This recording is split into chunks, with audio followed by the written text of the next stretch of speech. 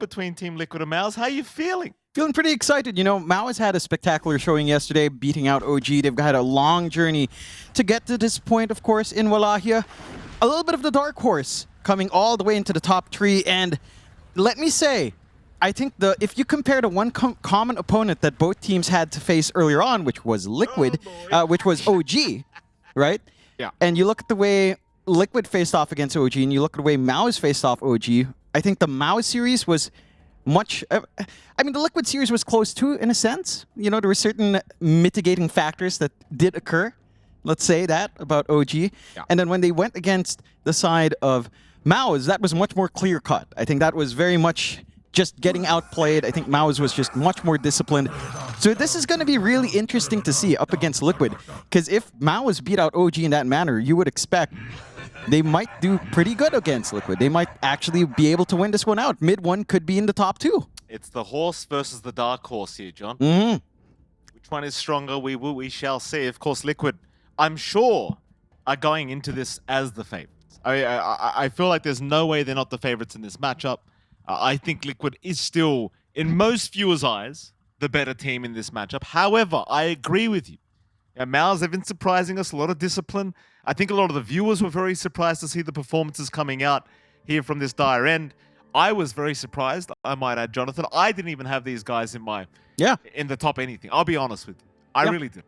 No. It's been really unexpected. And again, it feels like this team has just found its footing on the side of MOUZ. I will say as well, I think when we were looking at the lower bracket semifinals yesterday, I remember that game 1 draft, and they first picked Husker, and you could tell mid one was not. He didn't look too pleased. So this time around, I think if you give this guy a hero he can perform on for good old mid one, he will carry the game. This guy's always been an explosive player. You know, after leaving Southeast Asia, after his long stint in team, still moving under gunfire. And he's still moving under gunfire. But this man is dodging bullets, man. There's never going to come a time where we cast mid one and you're not going to bring up SMG. It's beautiful. You know, they gave us a lot of meme moments. I think that's worth remembering. Yeah. The org may be gone, but the memes live on. And then you and I just casted all their games and made them leave the game. What's the owner's name again? What was he, the musician? I can't remember. Oh, it's Jay Chow. Is it Jay Chow? I forget. I think he was. I think he was in there. Yeah. We apologize. We apologize. Maybe we meme too much. We loved USMG. They were so nice too. They gave us a free jersey. Oh yeah. I still have it. Yeah. It was a very nice jersey. It was a nice jersey. One of my favorite jerseys. Yeah. You're still moving under gunfire as well? I'm always moving under gunfire, John. Always. At all times. And so is MOUZ right now. And you can see those odds. Actually not as one-sided as I would have anticipated, which for once, Jonathan, I'll say I agree with the odds. Yeah, again, Liquid should be favored. MOUZ has shown really surprising results. I think it feels like with MOUZ, the one thing as well is that they've always got these strategies that, you know, you heard Immortal Fate. They just completely ignore Primal Beast. You know, they're not looking necessarily directly at the meta. They're looking at what's strong for themselves. And that can catch teams off guard.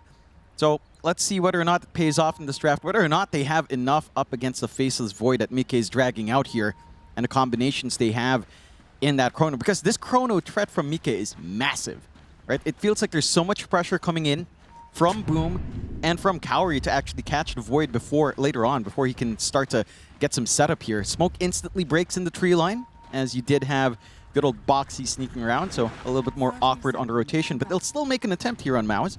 Get a deep movement into that triangle. They are still running that direction. Without Boom, this could be a little bit awkward. And instead, they're looking to maybe cut off Liquid. Liquid, for their part, a lot later on the smoke. So they might get some value yet here. They've got some good wards watching under that bot side as well to make this movement onto the rune.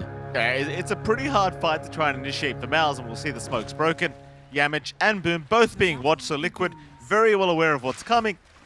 And it won't matter anyway. They're not going to engage in a fight.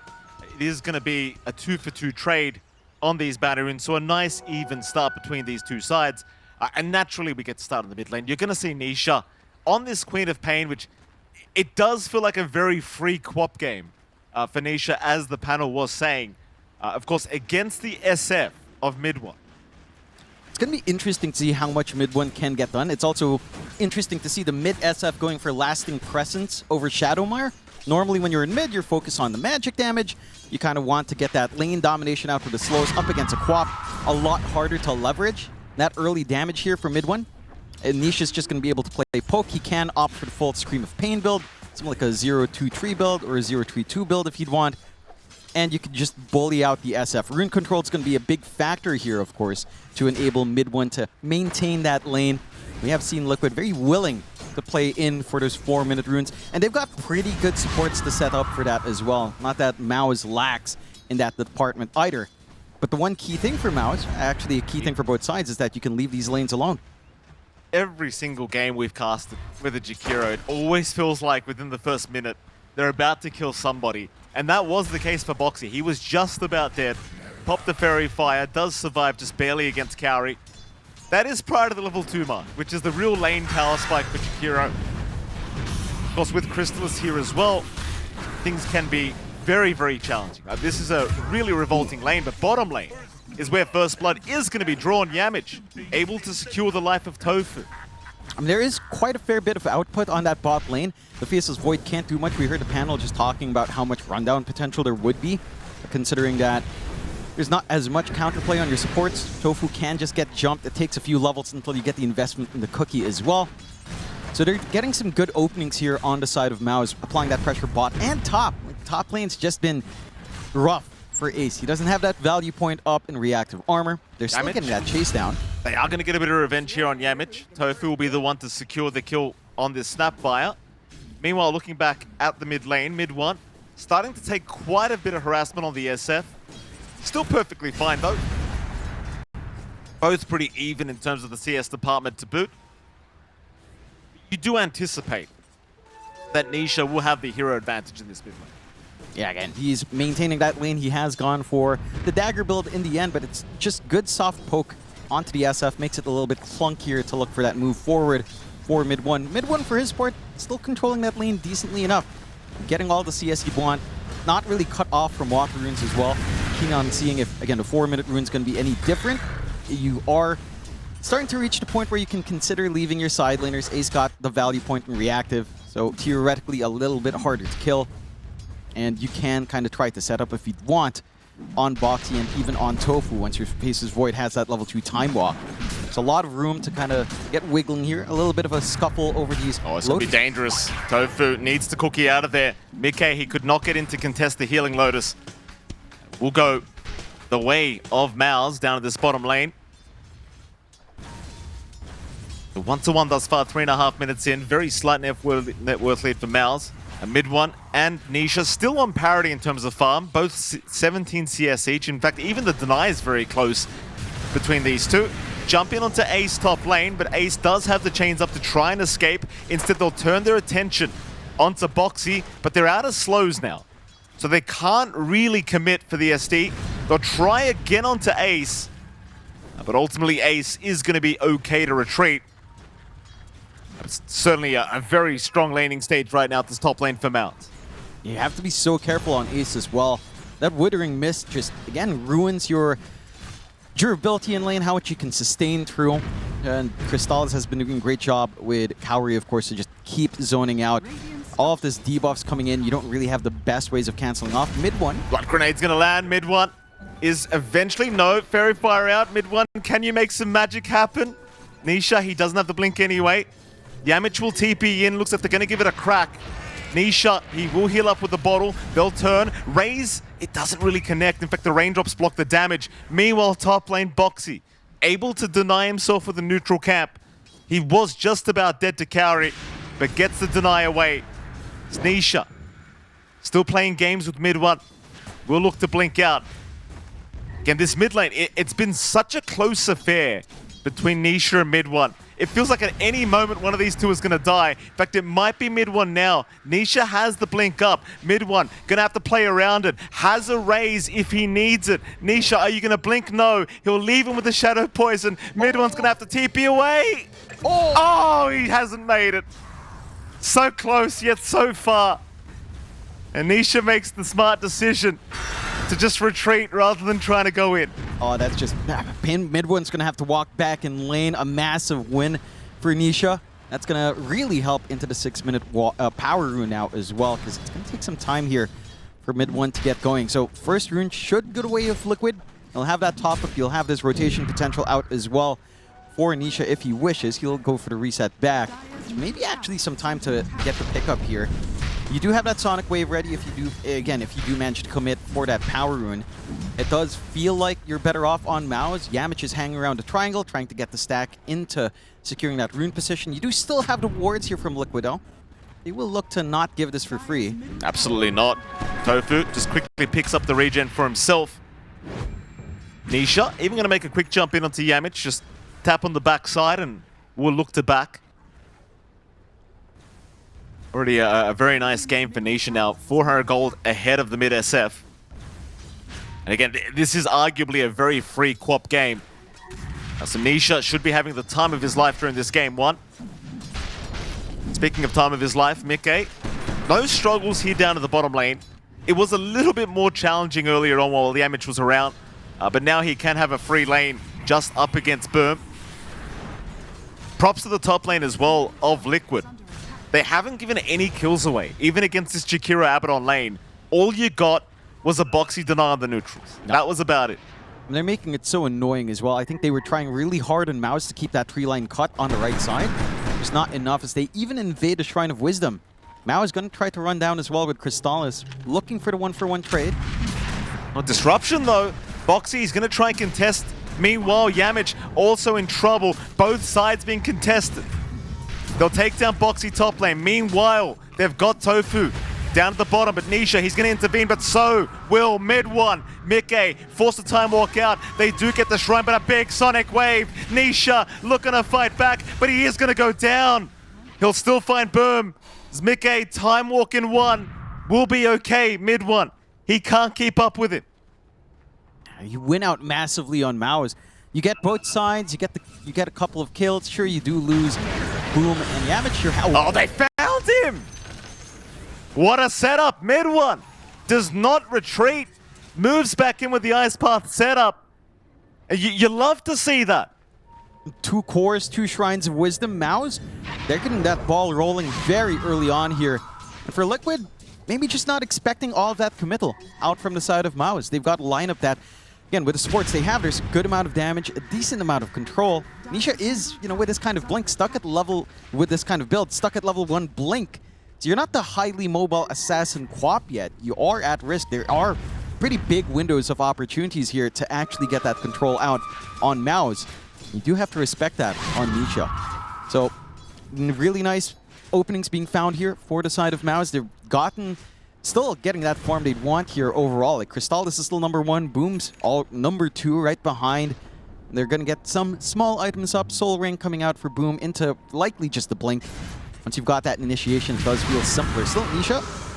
Gonna go after Carry. Carry's fighting back though. Nisha, he's actually taking a lot of damage. A mid one from the tree line. Looking for Nisha. The blink away. They'll still hit another raise, but it's not going to be enough. Akari just barely surviving. Won't die to the Shadow Strike. Meanwhile, Yamich trying to jump Nisha again, but he has the blink away. Yeah. Just a lot of emphasis on mid. And for the side of Liquid, when you think about this kind of lineup, we've seen Timbersauce kind of have to sit back and farm. Faces Void obviously needs farm, even with a Chrono up. Yamich. No early threat. He's looking for an entrance into this mid lane again. Not going to see the opportunity he was looking for. Even very deep vision being placed, as you can see, by MOUZ. They want to be active early. See if they can catch Nisha with his pants down. 2K lead now. For MOUZ, Crystal is sitting at the top as the Abaddon. Right behind him is Boom on the Mars. And Nisha, the saving grace right now for Team Liquid, sitting at 3rd in net worth. But certainly the laning stage, it does seem like it has gone the way of MOUZ, even just slightly. And it has. They do manage to get the haste up on Nisha, so maybe allowing Swap to think about some aggressive moves. Catching out Boxy here, though. Oh, shards off the mark. Boxy going to be just fine to retreat. Well, I tried. You sure did, Yamich. And that's all that matters, sir. That's all that matters. And the key thing now for Liquid is just stalling out for level 6 timings, right? Because you've got the Chrono, you've got Sonic Wave up. Ideally, you just want Kisses to be up. Like, Tofu has to find some EXP for himself, losing the double Shrines of Wisdom. Certainly impacting some of this early pressure that Liquid can apply, that early combination of just Chrono Kisses. And that just means, again, MOUZ is free to play with a lot more confidence. They don't have much to be concerned about. You are starting to see a lot of damage out from Ace, of course, with the Chalkums coming in. With Crystallis, doesn't have to fear. He's always got a point ready for the borrowed time if need be. Again, the slower pace of game, it's not the worst in the world for Liquid. It's just down to when does MOUZ capitalize, because they do still need that build-up. But we're going to get a quick blink on mid one. You are having that blink as well. And boom, this double initiation now, the follow-through for the arena. It's going to be a way lower cooldown than Chrono combinations as well. That's the key thing Liquid has to do. Manage cooldowns later on, kind of try to find a window to force something out, and be very cautious in these wider team fights once Chrono's down, because you do miss out on a lot. You're going to be depending much more on Ace and Nisha while that big team fight spells down. Your setup isn't particularly amazing without that either. Well, that bottom tier 1 tower is going to be gone. Liquid not really going to be able to pressure the top tier 1 that much with Ace, but they are going to bring Nisha up. Crystallis will be there to defend. They will jump Nisha onto the Abba. Borrowed time barely in the nick of time, but nobody's hitting him to try and heal through it. They'll disrupt him up, boom. TPing in the Sonic Wave. It's a little bit off the mark. It was too early. And now mid one with the Requiem. Almost finding Nisha. They'll take down Boxy first. Crystallis rushing towards the Quap. The snowball from Yamich. And Liquid, they're going to lose 2 for nothing. Crystallis, he will just barely walk out. It's such a big risk to try to go for the Abaddon like that. Again, you're seeing some of that burst damage come in, but it's not enough to dig through past the threshold. I don't think they have enough in a single instant to cut him down from right before the auto trigger into death. Not quite yet. And all of that happens, at the least the one thing you get here for Liquid is free space for Mike, trying to get work done with that help of Dominator, getting that catch-up farm he'd want. But that's the big difference you have. The Abaddon can stand safely in the front line, Faces Void can as well, but you're not really linking these pieces together. You do have Kisses ready to go, but if you don't connect with Mike, the hold for Kisses doesn't feel particularly great. It is lacking. Like, that combination doesn't have easy setup in this kind of game. At the least, you know, one thing for Liquid, triangle stacks are being cleared out by Ace. Kaya timing for our Timbersaw is starting to line up. A lot of stacks coming out mainly from Boxy, but MOUZ has been able to keep up as well on their own end. They're managing to work that efficiency in the farm, in the jungle as well. And you're about to hit that critical mass, because you do have that fresh blink on Boom. It's looking for the smoke out. Arena's coming off in a few seconds. They can just hit and run now on MOUZ. Absolutely. They're feeling it now. Liquid biding their time. Nisha, beautiful arena set up from Boom. Zero chance to try and react. And suddenly MOUZ onto the tier 1 mid tower. This is the one counter you've got for this Quap. It's all in Boom on the Mars. He's doing a great job thus far. Jump in, Mike, speaking of great jobs, the Chrono's on 2. He found both supports. Carry will go down. Yamich is still trying to retreat, but there is no retreating. Beautiful Chrono from our Void. And it is. It's just a matter of cost. So they expand Arena, which goes on cooldown for a bit, 60 seconds left until it's back up. You have to expand Chrono plus Kisses. That's just a lot of downtime as they chase for more. Yeah, Boxy's going to drop. Mid one, he'll come for a quick one. And Crystallis, he will secure. Again, you saw the stat come out. Crazy timing for Boom to have this blink so quickly on the Mars. And again, it's just now a game of timing for Liquid. Like, do you really want to fight in when you don't have your counter initiation in Arena ready? In Chrono ready, it doesn't feel safe. You know, Mika still needs more time as well to even become a farming machine. He can go through these camps quickly via movement, but doesn't kill them that fast just yet, at least until the Maelstrom's up. So you are still not quite in your power, your full power level here for Liquid. You are still having to play a little bit more of a waiting game. Again, there's potential with Nisha and the damage he does provide, especially with his Kaya getting finished up relatively soon here. And at the least, this time around, 14 minutes in, your Shrine of Wisdom wasn't contested. So some nice free XP coming out for Boxy and Tofu is always going to be a big help as well. But again, look at MOUZ. They're the ones crossing the river. They're the ones applying pressure. They're not too concerned because all their spells are fairly low cooldown. Arena's back up. They could look to make a play if they'd want. Well, that's the thing for Liquid. Like, you've got the Void. Like, you've got the ultimate late game kind of carry. So they know we just got to buy as much time right out this tornado that could be MOUZ. And speaking of, you've got the Ashakai up on mid one now, so he gets very scary on the SF. Boxy gonna get onto Crystallis, but Boom's gonna be there to protect the Abaddon. It's Boxy now, maybe hoping for deny from the Crocus, but Boom will not have it. Takes out the Frogs as well. Meanwhile, top, Cowrie, Ice Path gonna cancel the kisses, but he's still stuck. He will still die, and Liquid will at least find a support trade for themselves. I mean, you don't lose out on Crystallis while his borrowed time is down. You're happy enough to trade that way. Again, think about the spells. Now that Kisses is down for 100 seconds, even with Chrono coming back up, there could be a lack of damage inside. If they land the snowball, Mickey might just be dead. They've got the Requiem with the Yashakaya. There's your Walrus Punch setup. Boxy, he'll pop the Chrono. He'll have to fight back, but there's just no damage to it. It will allow him to retreat, though. That's the most important part for Mickey. Just get out of there. In fact, he wants to go back in. The TPs are coming from Team Liquid. Ace is here, so is Tofu. But MOUZ, so far, have been able to break the distance. Smoke up, immediate cancel. Crystallis now being spotted by Boxy. They'll disrupt him up. Ace will be there. Can they blow him up in time? They cannot. Borrowed time is out. Ace still fighting. Boxy will go down. Ace is low now, trying to run back towards mid one. He'll find Yamich. 1 for 1 thus far as mid one dropping low, but boom! Not having it. Now the Requiem will blow up Ace's Crystallis. How is this guy always under 100 HP? He's still alive. They just can't kill him. And he can't reach far enough. Ice Path gonna catch two from Cowrie, and now Boom again. In with the spear, but Nisha's still out. They'll secure Tofu instead. Oh, MOUZ, you really like to see this aggression. It's massive, right? And I think the key thing for Liquid is they were forced to split their targets apart a little bit more. We saw that movement out from Ace. Nisha, Ice Path, right on the edge from Cowrie. Oh, they're just so on point. Oh, this shouldn't be happening. Oh. It should not be happening, but they keep finding this quap. That they do. They're finding weaknesses. Again, earlier on, it was excusable. You had a level 1 blink, 12-second cooldown, big window. Now that you're down to 8, it shouldn't be happening as often. They managed to get the catch out on Boom. But I would say that last fight here from Liquid, again, just split targets. You did manage to get the retreat going on Crystallis. He breaks away.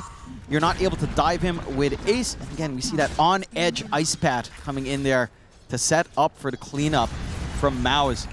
Not been too fun for Nisha. Doesn't even expect that kind of move. And Liquid, again, like you said, Mike, they can stall out for the late game, but there's a lot to play in the early here. They've got mid one. Demonic Purge. No follow-up, though. Mid one will be able to walk out. Liquid has grouped up with 3 up at the top lane. There isn't really a tier 1 tower to play for. They're just around pushing out the creep wave.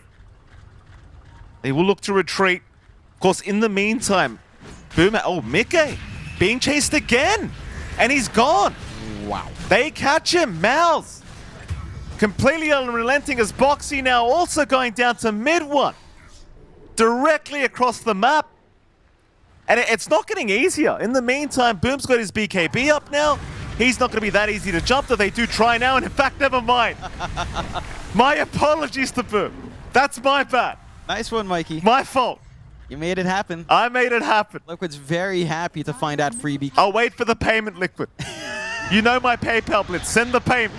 Cowrie jumping in. Requiem. It's all on Tofu. Mid one on a dominating spree now. It's costly, but you're still finding the better kills out, of course. On the side of MOUZ, shutting down Mike. His face's Void is the key to your end game. And to be fair to Mike, despite this rougher game, he is still maintaining some form of parity. They are still playing poke here. They've got Yamich. He's going to snowball, but there's no way he gets out of this. Mickey is there just in case, and Ace able to secure on the Timbersaw. Very happy with himself. And that feels like the saving grace right now for Liquid is Ace is having a pretty good time on the Timbersaw. Seems like MOUZ, they'll group up top lane. It seems like they want to try and force a fight. This will be against Chrono, but they don't have kisses yet. No Requiem either for mid one. They'll jump Cowrie. Cowrie in trouble. Will get used up. Meanwhile, Crystallis, he does move in, and now the arena. It's caught 3 of them. Nisha, he's still okay for now with the spear. It caught Mickey there for a second. Mickey, he's forced the Chrono up, but he's gone. Mid one snipes him with the raise. Tofu running. He's okay for now. The chase is on. Boom dropping loader. Bird Hill drop on the bars. MOUZ on the retreat. It's still not the worst fight for Liquid. A 2-for-1 trade, but they do lose their carry. Back in onto Ace. It's going to be a 2-for-2. Now it's not worth it. MOUZ will love the trade.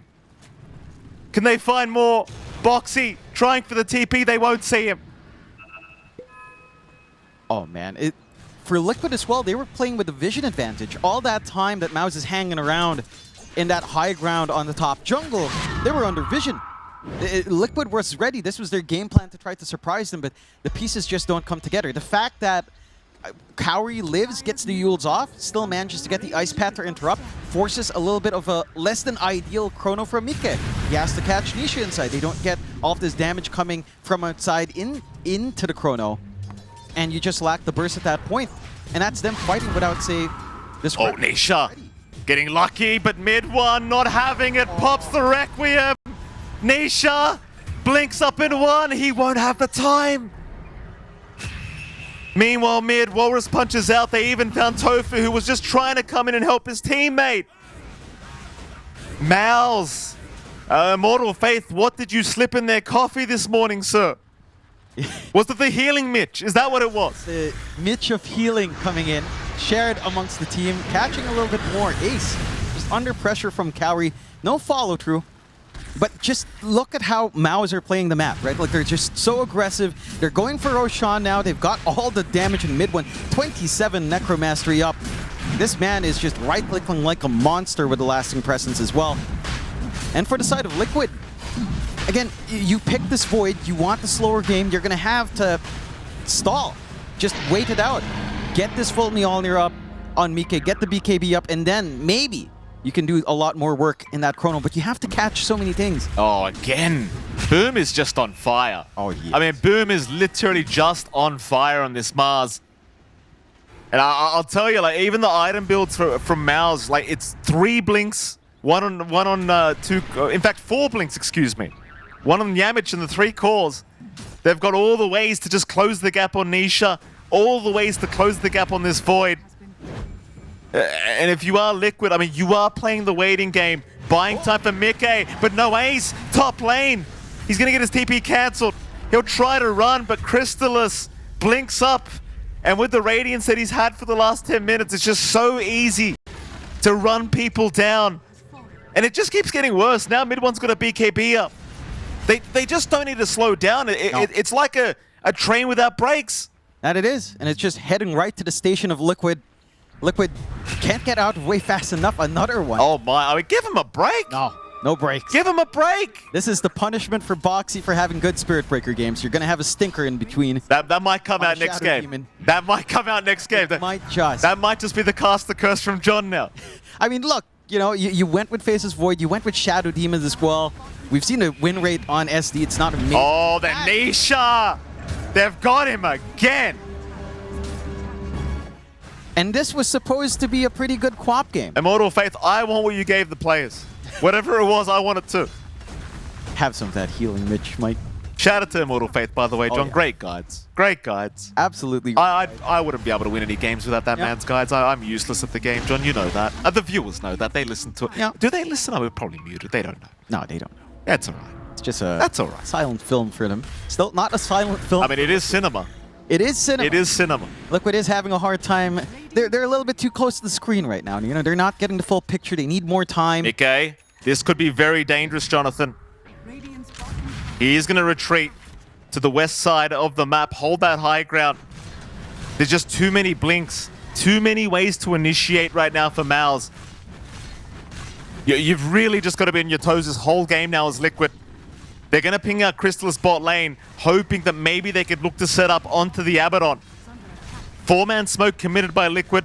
Boxy's already set up. Ace will come in, but a very nice blink away.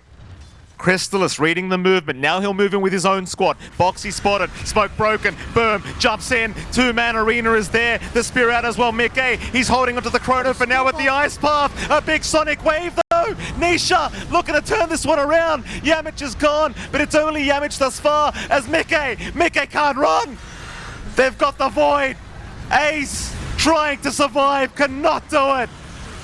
Mid one on a monster kill streak is now the Requiem. No. The blink away from Nisha, but Boxy's left behind. And he'll go home in a box. This Team Liquid. 3 down, and MOUZ are not waiting. There's no need to wait.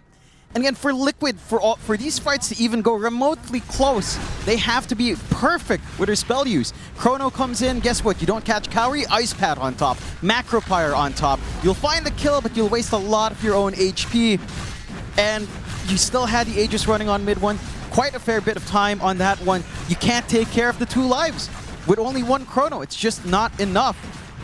MOUZ onto the high ground they go, and not much answers left with chrono down, with kisses down, with sonic wave down. You can't really push him back on MOUZ. MOUZ could play it safe. You know, they did use Aegis here. Nothing safe, John. Nothing safe for Liquid. Yamich, he'll wait for the blink first, but blinks the wrong way himself. We'll eventually see Nisha again, but the TP away is going to be there with the blink from Nisha. All they can do right now, Team Liquid, they've got to keep creep skipping, as we are going to see a beautiful replay. And Mickey, he got really unlucky. He came in, he doesn't see the chrono opportunity, and then an immediate ice path. And even with the setup of Nisha with a huge sonic wave, it just doesn't prove to be enough.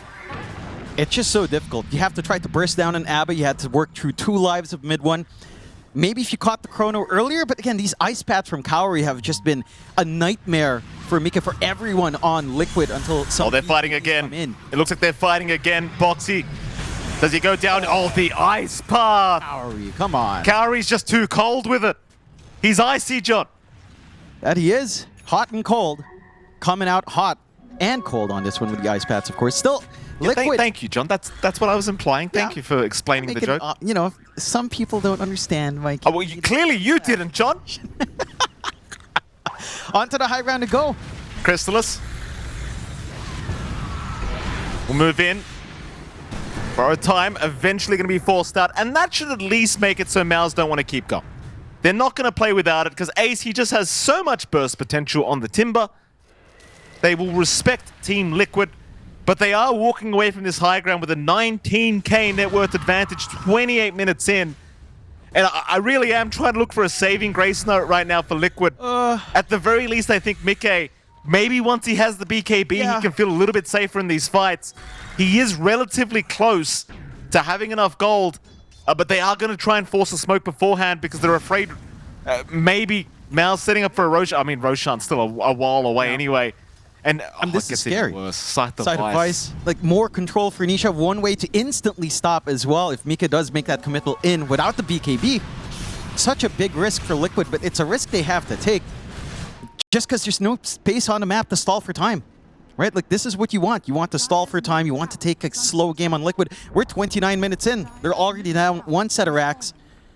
And for MOUZ, I mean, they're just keeping going as well. They're not giving you space to breathe. They're not looking to play the farm game. They're constantly on the opposite side of the map across their own river, taking camps, clearing out the jungle, and just forcing a response out from Liquid. Oh, that's a big one. Yep. That is a big one. Boom's going to lose the Mystic Staff. That would have been, I believe, his own Scythe device, and in fact it was. He had everything else but the Mystic Staff. I do like the fact as well, I might add, Boxy does have the Blink up now, so you do at least have the Blink Disruption available from the SD. That's literally all he's got. He's been walking around with brown boots this whole game, poor old Boxy. Just unable to get anything for himself. It's a fast Blink, I guess. Yeah. On average. Yeah. I mean, the hero hasn't been having the best of time, so I suppose this is one of the better Shadow Demon games, surprisingly enough, just based on... If you base it on that timing, sure. 100% win rate, John. Yeah, Boxy's the one boosting these numbers. 16% run rate. Thank you, Boxy, Mid for one. keeping it alive. He's in Viz. Into the Radiant Triangle. Nisha. Oh. How much do you... Oh, they jump. Nisha. Stunned, not dead yet. They'll dust him up through the glimmer. Mid one, he's waiting. Requiem, the jump in by Mickey. He'll get him with the chrono. The BKB was there in time for mid one, but it might not be enough. Mid one, can he Requiem? No! Boom! Still in though. Still trying to fight. So is Crystallis. Liquid, they need to leave, but they'll jump in again. Ace is there. Nisha's there to boot. Mickey, he'll go on to carry in the meantime. They'll deal with the Jakiro. They've got him down, but they've lost Nisha. They have lost Nisha as Yamich. Finding another target, at least for now, won't blink in. Crystallis will though. Jumping on the timber, Snowball will be there. Mickey has to help, but that spear from Boom! The skewer! The shish kebab! And they've got another, it looks like. Ace is not making it. Ace is speared. Chain, he can't get it. 4 down for Liquid. MOUZ back on the high ground, and this was without mid one. Yeah. They fully focus him down in that chrono. He does manage to get the side of ice. Look, maybe on that first move in, if he commits earlier on Nisha when they got the snowball off, you know, you take away this quap, you're not going to die in chrono. The damage might be a little bit lackluster. It still works out for the side of MOUZ, regardless of what looked like a very awkward start. The one issue they do have is this high ground siege is a little bit slower without that SF. You can't fully commit for the objectives. You'll play it safe on MOUZ, you'll pull back. There is time for Liquid. But again, these sequence of events, they got the chain stuns going. Mid one just a little bit too far, wanting to hold on to that invisibility for a while longer. And this time the chrono is excellent out from Mika. Nisha's right outside. There's good damage with the kisses coming in. BKB not enough to save. It just doesn't matter in the end. You blew everything to find mid one, and you had so much room to play for Crystallis and Boom to start to melt these heroes apart. The shift in focus as well. Liquid having to chase deep for Kauri, leaving the backline exposed, leaving Nisha alone, just meant that, again, you find that big kill, and this Abaddon at this point in the game is just insane. You get the Aegis now as well off screen, and the double spear out, right? And Boom's just been, he's MVP. Boom is absolutely MVP of this game if MOUZ do pull off the victory. Keep in mind, this is Team Liquid we're talking about here. If there's one team I never count out, the amount of times I've casted Liquid on a LAN and they knock out the SCA team. I will never doubt these guys' ability to come back from a horrible game. Yeah. Ever. You can count MOUZ as SEA. They had Nico for a while, right? Like they've got mid one now. So technically we can count them as one of our own adopted C agents. Liquid, again, at the least they don't lose further racks. Without mid one, siege potential is a lot weaker. And there is enough time that, you know, cooldowns are off. You've got your BKB back up here for Mike. You've got the chrono ready. This combination, we're starting to reach the point where chrono is going to win you the game, right, for Liquid. As long as Mika doesn't get caught off guard by the sights of Vices here. Poor old Boxy. Like, he's got no choice. If they see him for a second, he's dead. Nothing he can do. Is that an Ags on mid one being built up? Yep. Is that what I'm looking at? Oh boy. That's when things get very, very scary. Like if he gets the Requiem, and now a Basher as well on Crystallis. Bloodthorn into Basher. I mean, this is going to be... They catch Mika off guard down here. Oh, they might. Instead, they'll find Tofu first. Tofu accidentally tanking the gank, but he'll be happy with that as the TP! They saw him under vision. They did. They did. It's okay though. Mika, he's out of there. He can't die. I mean, he's got buyback, but you really don't want to commit it right now. No. I mean, you might have to soon though. The mid-racks is going to be focused by MOUZ. Liquid preparing. At least they're not against the Ags of the SF yet. He's still missing the point booster. Buyback from Tofu. Disruption is going to be out onto Crystallis or even throughout the Demonic Purge. Boom jumps in. He loves going after Boxy. A nice easy one. Boxy down, has buyback available. Won't commit it yet. Now the jump in with the snowball. Mid one gets a Requiem, but it's only on Mickey with the BKB. Does nothing. And now Mickey chasing them down, looking for a good chrono. He'll find the SF only, but mid one, he's the big boy. He's the one you really want. That'll be the first life though. Can you deal with him a second time? They're trying face, but Mickey, he's been caught in the ice path. Mickey's gone. He'll buy back now. Meanwhile, Nisha chased. He'll get out with the blink. They'll jump back in onto Ace instead. But MOUZ, they're happy with the buyback. They want to leave as Boxy. He's trying to find a straggler. but nobody's left. Nisha still chasing, but has to be so careful. He can't jump alone. No. MOUZ, they'll lose Boom, but they do successfully retreat. And Liquid, at the very least, won't lose that second lane of barracks as they do lose Boxy. I mean, at this point, Boxy is happy enough to be the punching bag if they don't lose anything else on the side of Liquid. Valiant defense coming out from Liquid, hanging on to the objective. Nisha. Oh? Nisha. Oh. Be careful, Nisha! Mid one. He's caught him. There is buyback. It's okay. It's all right, but you need some of those items to flow in. You know, that Shivas would be massive in boosting the survivability, boosting your output into that chrono as well. Having to buy back, stalling that out is going to be a little bit daunting. Full Ags now for mid one. So even more control, more sustain for him in that Requiem. And with the buyback forced out, like Mika still has 40 seconds until chrono is back up. That's the window here. It doesn't take that long for MOUZ if they wanted to commit. It's just risky. You don't have Aegis. You have Boom back up. The double-sided vices are there. If they want to take that risk, I wouldn't fault them on MOUZ. Oh, let's see how it goes. Team Liquid backs against the wall, 28k behind. Rack's going to be focused in the mid lane again by MOUZ. So much trouble trying to find some target prioritization. Like, you've got to aim at least Kaori first on this Jakiro. He's making too much happen in these fights. But even that's just so challenging. Unless you want to commit the chrono for it, and you really don't. That chrono's not even up yet. He's still waiting. 5 more seconds. They'll lose the second racks for free. Question is, do MOUZ, do they want to wait for Roshan? Do they want to go high ground for the third?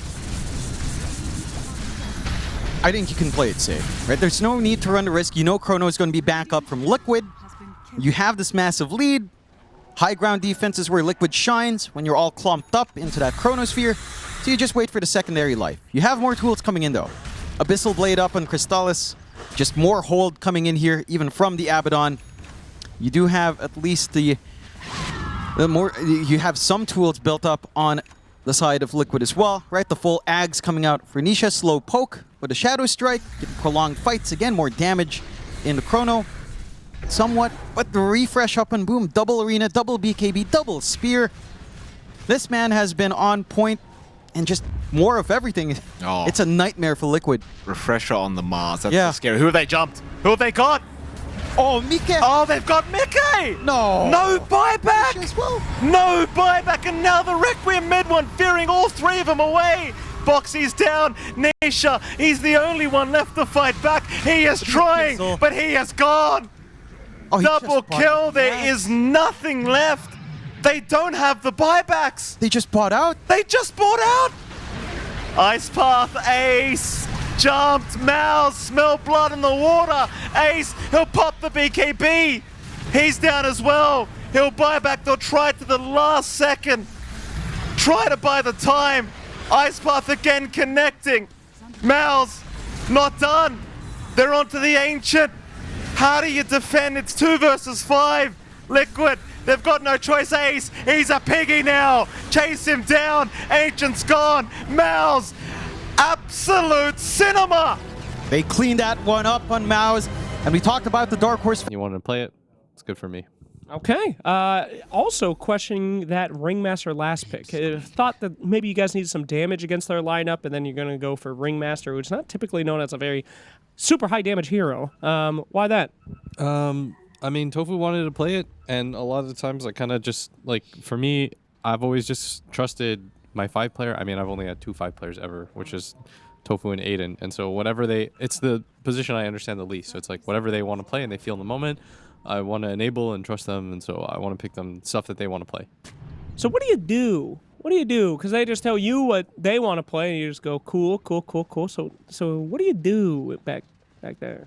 I mean, hopefully you're not just letting everybody play what they want. Like, because when people have like an idea of what they want to do, that's like the overall outline, right? And then you kind of like fill in the middle bits, and that's kind of what I try to do to make sure that like ideally we have things that make our lineup make sense. Genuinely though, that is something that a good coach does, is see what they want to do and then make sure that they're doing it accordingly, correctly. Bounty Hunter, do we have any explanation? That's something that Mid One definitely wanted to do. They did that. What do you think about that? Were you surprised? Yeah, I mean, it's a really cool pick. I think probably a while ago when Pango was really popular, Bounty Hunter mid was like the counter to it. It's just like a nice lane matchup. I think this guy is playing really well and he's feeling himself. And when you're at that like moment where you feel like you can play anything and you're just playing super well, I think it doesn't really matter, right? You're just kind of playing Dota and then you're treating it like a pub, and that's when you kind of like hit your peak. And mid one's playing like honestly ultra well, so kudos to him. And you can see that like the team just like full trusts him. They're like, what do you want to play here?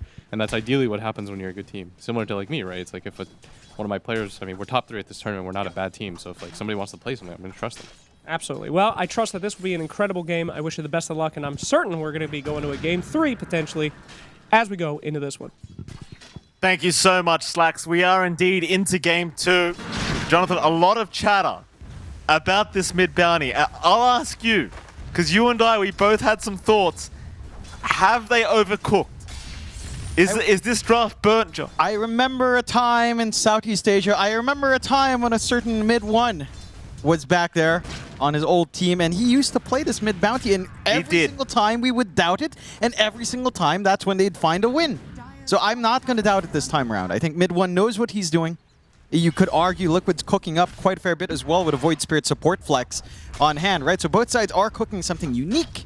They bring out the Pudge for Yamich, and so far for mid one, in terms of CS, yeah, not amazing, but does it matter when you're sapping away 12 gold every single time you try to right-click with Nisha and not get shoved out of lane? Probably not. You're happy enough here for good old mid one. He is just managing to maintain the lane, still find some CS on hand. And the key thing is, for mid one, considering how fast he loves to play, he hits 6. This threat for kill, this threat for snowball coming in from MOUZ with, again, that tempo we saw in game 1 really starts to skyrocket. I think that's where there has to be some concern on Liquid. Because you have a support like Void Spirit that's just going to take some time, you have to hit some level spikes here as well for Boxy to be that secondary, at least nuisance to deal with. It's just going to be, again, not as slow as game 1, I will argue, but certainly not the quickest draft in the world for Liquid. Would love to see some more tempo out from them. Already taking a gander at the other lanes. Crystallis again on that nice little Abaddon. He had a great game last time, and he's doing fine work laning into Ace. You don't really care for the Centaur's durability or damage. You've got yourself some pretty strong sustain coming in here from MOUZ. Like, Abaddon Warlock is a lane that should never die. And so far, it's been a free farm lane for Crystallis because of that. Top lane, of course, Boom once more on the Mars. So they get away with a lot of things that worked out in game 1 here for the side of MOUZ. And for Liquid, having this matchup for Mike, it is a lot more... It is somewhat manageable. You've got the threat of the Jingu Mastery. At the same time, Boom is relatively tanky. Like, he's not going to care too much. There's this threat of the hook back from Yamich later on as well. I was going to say, the Pango versus Bounty matchup, when you heard Blitz say it as well, like, the Bounty does do really well against the Pango. Yep. Right? Like, you do have the advantage because of Janata. But Nisha also has that double jump with a shield crash. I don't think it's quite as one-sided of a matchup as you'd kind of anticipate. It is quite back and forth. The annoying... Yamich? Yamich? Oh, the wind? It's all right. He's fine. Yamich will go deny himself. But I was trying to say, it's annoying because of the gold exchange, because everyone can just keep stealing from you. But in terms of harass trade, it's not as bad as you'd anticipate. No, it's not as bad. It's still manageable for Nisha. He's still finding himself with a lane, with some farm. Whoops. Carry. Gonna find Boxy. And I believe we just saw as well, the bottle was in the backpack for Nisha, so he doesn't get the... In fact, it was, mid one. He'll find it anyway. Meanwhile, Boom, chase down a little bit. Tofu gonna hit the blood grenade, and they are gonna find a nice pickup now for Mika. A key difference is that Yamich on Pudge is going to be, well, you know, maybe not as active in that chase down. It is a deadly lane, but it's double melee into a Monkey King, into this Ringmaster that can just kind of push you back as well. So you are forced to maybe play a little bit safer. You have some really good wards as well from Liquid, watching the position of Yamich every single time. They know when he's going in the jungle. They know when they can exploit Boom. Like, they just see him cross into the triangle again. So now they drag 3 heroes up top. Boxy's around as well. And they can just apply some pressure. Boom. Oh, you love this. You love to see this. This is classic Boxy rotation. Knows the TP from Boom is coming, but a hook! Oh. Yamich! Saving Boom from the walk of shame. I mean, he might have to make the walk back to the fountain anyway, but at least no kills to be given to Liquid. And we saw this Yamich Pudge yesterday. I was a non-believer. Yep. I doubted Jonathan. I won't be doing that again. No. And that's the key thing. You're still getting some value in the triangle. You're soaking up some EXP away from the Mars, allowing that EXP gain as well for Boom. Slower game. They are rotating onto mid, but mid one is still pretty fine. 3 of them. They're bringing the Fatal Bonds here with Kauri coming in from the east. Of course, there is 6-minute power and spawning in 10. Both sides having 3 heroes ready to try and contest this. It can be really hard to contest against the Pudge, though. You can always just hook the rune if you really want to try and do that. They'll go for the fight anyway. Aether Remnant, it will catch mid one, but of course he is going to have dibs on the haste rune. And he's thinking about the chase back on Nisha. Nisha, though, already retreating back behind the tier 2 tower into the fountain. You know what's really dumb to think about? Fatal Bonds plus this true and true Shuriken toss. Get the Fatal Bonds out in the creep wave, toss the Shuriken out. It is a lot of damage. It hurts. So that is one thing as well, and I do appreciate that movement out from Kauri to kind of threaten with that. Doesn't quite pan out. Boom again. This time Yamich is not going to be around to save him. And I like this target prioritization. Not only are you feeding all this gold to Mikke, but on top of that, you saw what Boom did to you last game. You do not want to allow him to have a repeat game like that. No.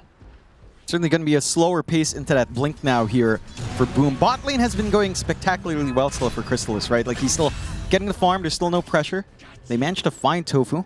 They do. At least this is mid one. No, still going. Mid one. Double kill now on the Bounty Hunter. And maybe he's going to make me a believer too, John, with this bounty mid. I mean, that's the one. You can't doubt it. Chasing Nisha now, but he's going to have to let Nisha go. This is where the bounty starts to get a little bit scary because he's already got 800 gold off the back of that double kill. Track is up, and this is where Liquid need to play cautiously every time mid one's missing. Yeah, he's just set to keep that farm game going. They'll try to punish down bot, but Crystallis is not at 6 yet, so this is a pretty open time to attempt. Just that if Kauri's around with Shadow Word and with the Aphotic Shield, are you really scared in Crystallis? Probably not. You can just sustain through. There's no threat on Ace. And you're happy enough to, again, just keep camping that lane. 3-2 start, MOUZ, not off to as quick of a start, and you have to give props. Mikke has been free farming up top. Like, this lane has been non-existent for Boom. This Monkey King is matching a Bounty Hunter that's gotten 2 kills. Not the best bit of news for MOUZ. Very good news for Liquid. This timing for Mikke into Defusal is going to be devastating if you're not too careful. Can he get away from this hook? Yamich will be patient. He's going to be just fine. Mid one, meanwhile, still playing games in the mid lane. Trying to bait them a little bit forward here for Yamich to have a hook attempt. But Liquid not giving the openings over. They'll wait this one out. Just continue the trade of the farm. And that is one of the general counters towards Bounty. Like, if there's no action, Bounty Hunter just does not enjoy himself. No, you're not able to snowball off. They've been playing a little bit safer on the side of Liquid. For MOUZ as well, you haven't had rotation potential. Yamich is chasing down Boxy, but he does at least have the Simulate still ready. Now he's got the rod, hook, and that's it. Yamich. Nice, easy, secure on this Pudge. Tranquil boots up now as well. One of the more favored timings for the Pudge. You can just never go back to the fountain now. And happy days. I mean, obviously, he's not going for my classic Aetherlands build, Jonathan, on Pudge, which no. I highly don't recommend you do. No. It's really bad. Aetherlands is not a classic build. John, it's not an old item. I don't know what bracket you're from, John, but in my bracket... No. Listen to me. Soul Ring Pudge was the way, Mike. Crystallis? Well, why is it the way, John? When you're dying Soul Ring and Rock... deny yourself. Easy denies. What are you talking about? That was the best thing about Pudge. A part of John really did die when you can't self-deny. Can't get over it. Crystallis? He might be self-denying right now. John, they are chasing him down. They find Kauri. Crystallis, he's going to be okay. In fact, Boom, he's going to rotate over, seeing Nisha. Do they get the TP cancel? They do. Right at the last second. Drag out as much time as possible from Nisha. No kill to come. Being very annoying though is mid one, just chasing down Boxy past the tier 2 tower. There's no TPs coming. Uh-oh, Aetherland's out. Mid one, trying for the TP. Is there a cancel? There is not. He's okay. Oh, he is trying so hard. Mid one, looking for that aggression, trying to just set up for himself. Mind you, he's got some good timings. And again, he's not too far off the mark from Mike. Like this monkey with free farm is #1 in net worth, is still an issue as they'll get the Stampede just to disengage from Crystallis. Again, just pressuring hard with Chaotic Offering. We'll find that tier 1 bot for the trouble, and even the mid with how many heroes they're still throwing out here on the side of MOUZ. Liquid, however, I think their power spikes are still lining up. They've got that Diffusal Blade running on Mike. Nisha with his own, just a recipe away. So you will have tools to play. It's not a complete shutdown here from the side of MOUZ. With a bounty, only a 2k lead, it is good, but it's not that comfy start. You know, that makes you feel ultra secure in your game. There is playback here for Liquid if you start to slip up a bit. And I will say for MOUZ, this lineup is less forgiving, right? It is very momentum-based. Once you taper off a bit, once Liquid does manage to find parity, the game does get extremely hard to follow through on. Oh, the Aghanims on the bounty. Such a debilitating axe to play. It's so disgusting. It really is. It's so yuck to play against. Just the joys. Imagine that, like, if you are clumped up on Liquid, let's say, big tight team fight, you're clumped up, you're running in with Stampede, you get Fatal Bonds, a lot of you are tracked up, just this Janata jumping around, this Shuriken toss with Janata jumping around, you are going to die until BKBs are up. Once you've got a few items up, it really starts to hurt. Oh, yeah, and such a low cooldown, too, with the Bonds up. It's kind of scary. Still, Liquid aren't facing up against that yet. That's a problem for the future. Right now, they're still feeling all right as pressure up again on Boom. Another problem in the future right now is Mikke. Like he's top of the net worth board in this MK. Having a brilliant laning stage is mid lane. Nisha, he's been jumped. He'll barely get the Rolling Thunder in time. They can't quite finish. The Shuriken toss will chase him down, but it's not enough damage through the Rolling Thunder. They do secure the life of Boxy. And in fact, it looks like mid one, he's not done. He'll continue chasing. Another Shuriken toss. Track back out. Can they save Nisha? Shield crashes there. Tofu to TP in. Mid one, he may have overcooked. He'll go for a run. And it seems like he'll make it. In fact, he'll chase down Tofu instead now. Tofu, not safe. Kaori barely walking out for now, but they'll secure the life of him with Nisha. So it seems like mid one, he does not find himself a kill. Happy days for Liquid. He's really trying to maximize that track. Does go very far. Lovely use of the Illusion Rune as well, just to bail out. And when things were getting a little bit too tight, and you're happy enough with the trade on Liquid, Mikke starting to get activity out here with that Diffusal. Absolutely. I mean, Mikke, again, saving grace for his team right now. Plenty of net worth. He's had a very free game, Mikke. The Diffusal Blade, as you can see, very quick. Fastest on record so far of Wallachia Season 6. This is the guy that Liquid need to depend on to carry them through this game. And this is where the concerns come in. How do you stop that monkey from just doing what it wants? Golem drop! Kaori, he barely got the tree line, but Mikke, he's still okay. In fact, Boom's the one in trouble! 3-man boundless out from Mikke even. But they won't secure Boom's life. Narrowly avoiding Crystallis, he'll move in now. Mikke on the run.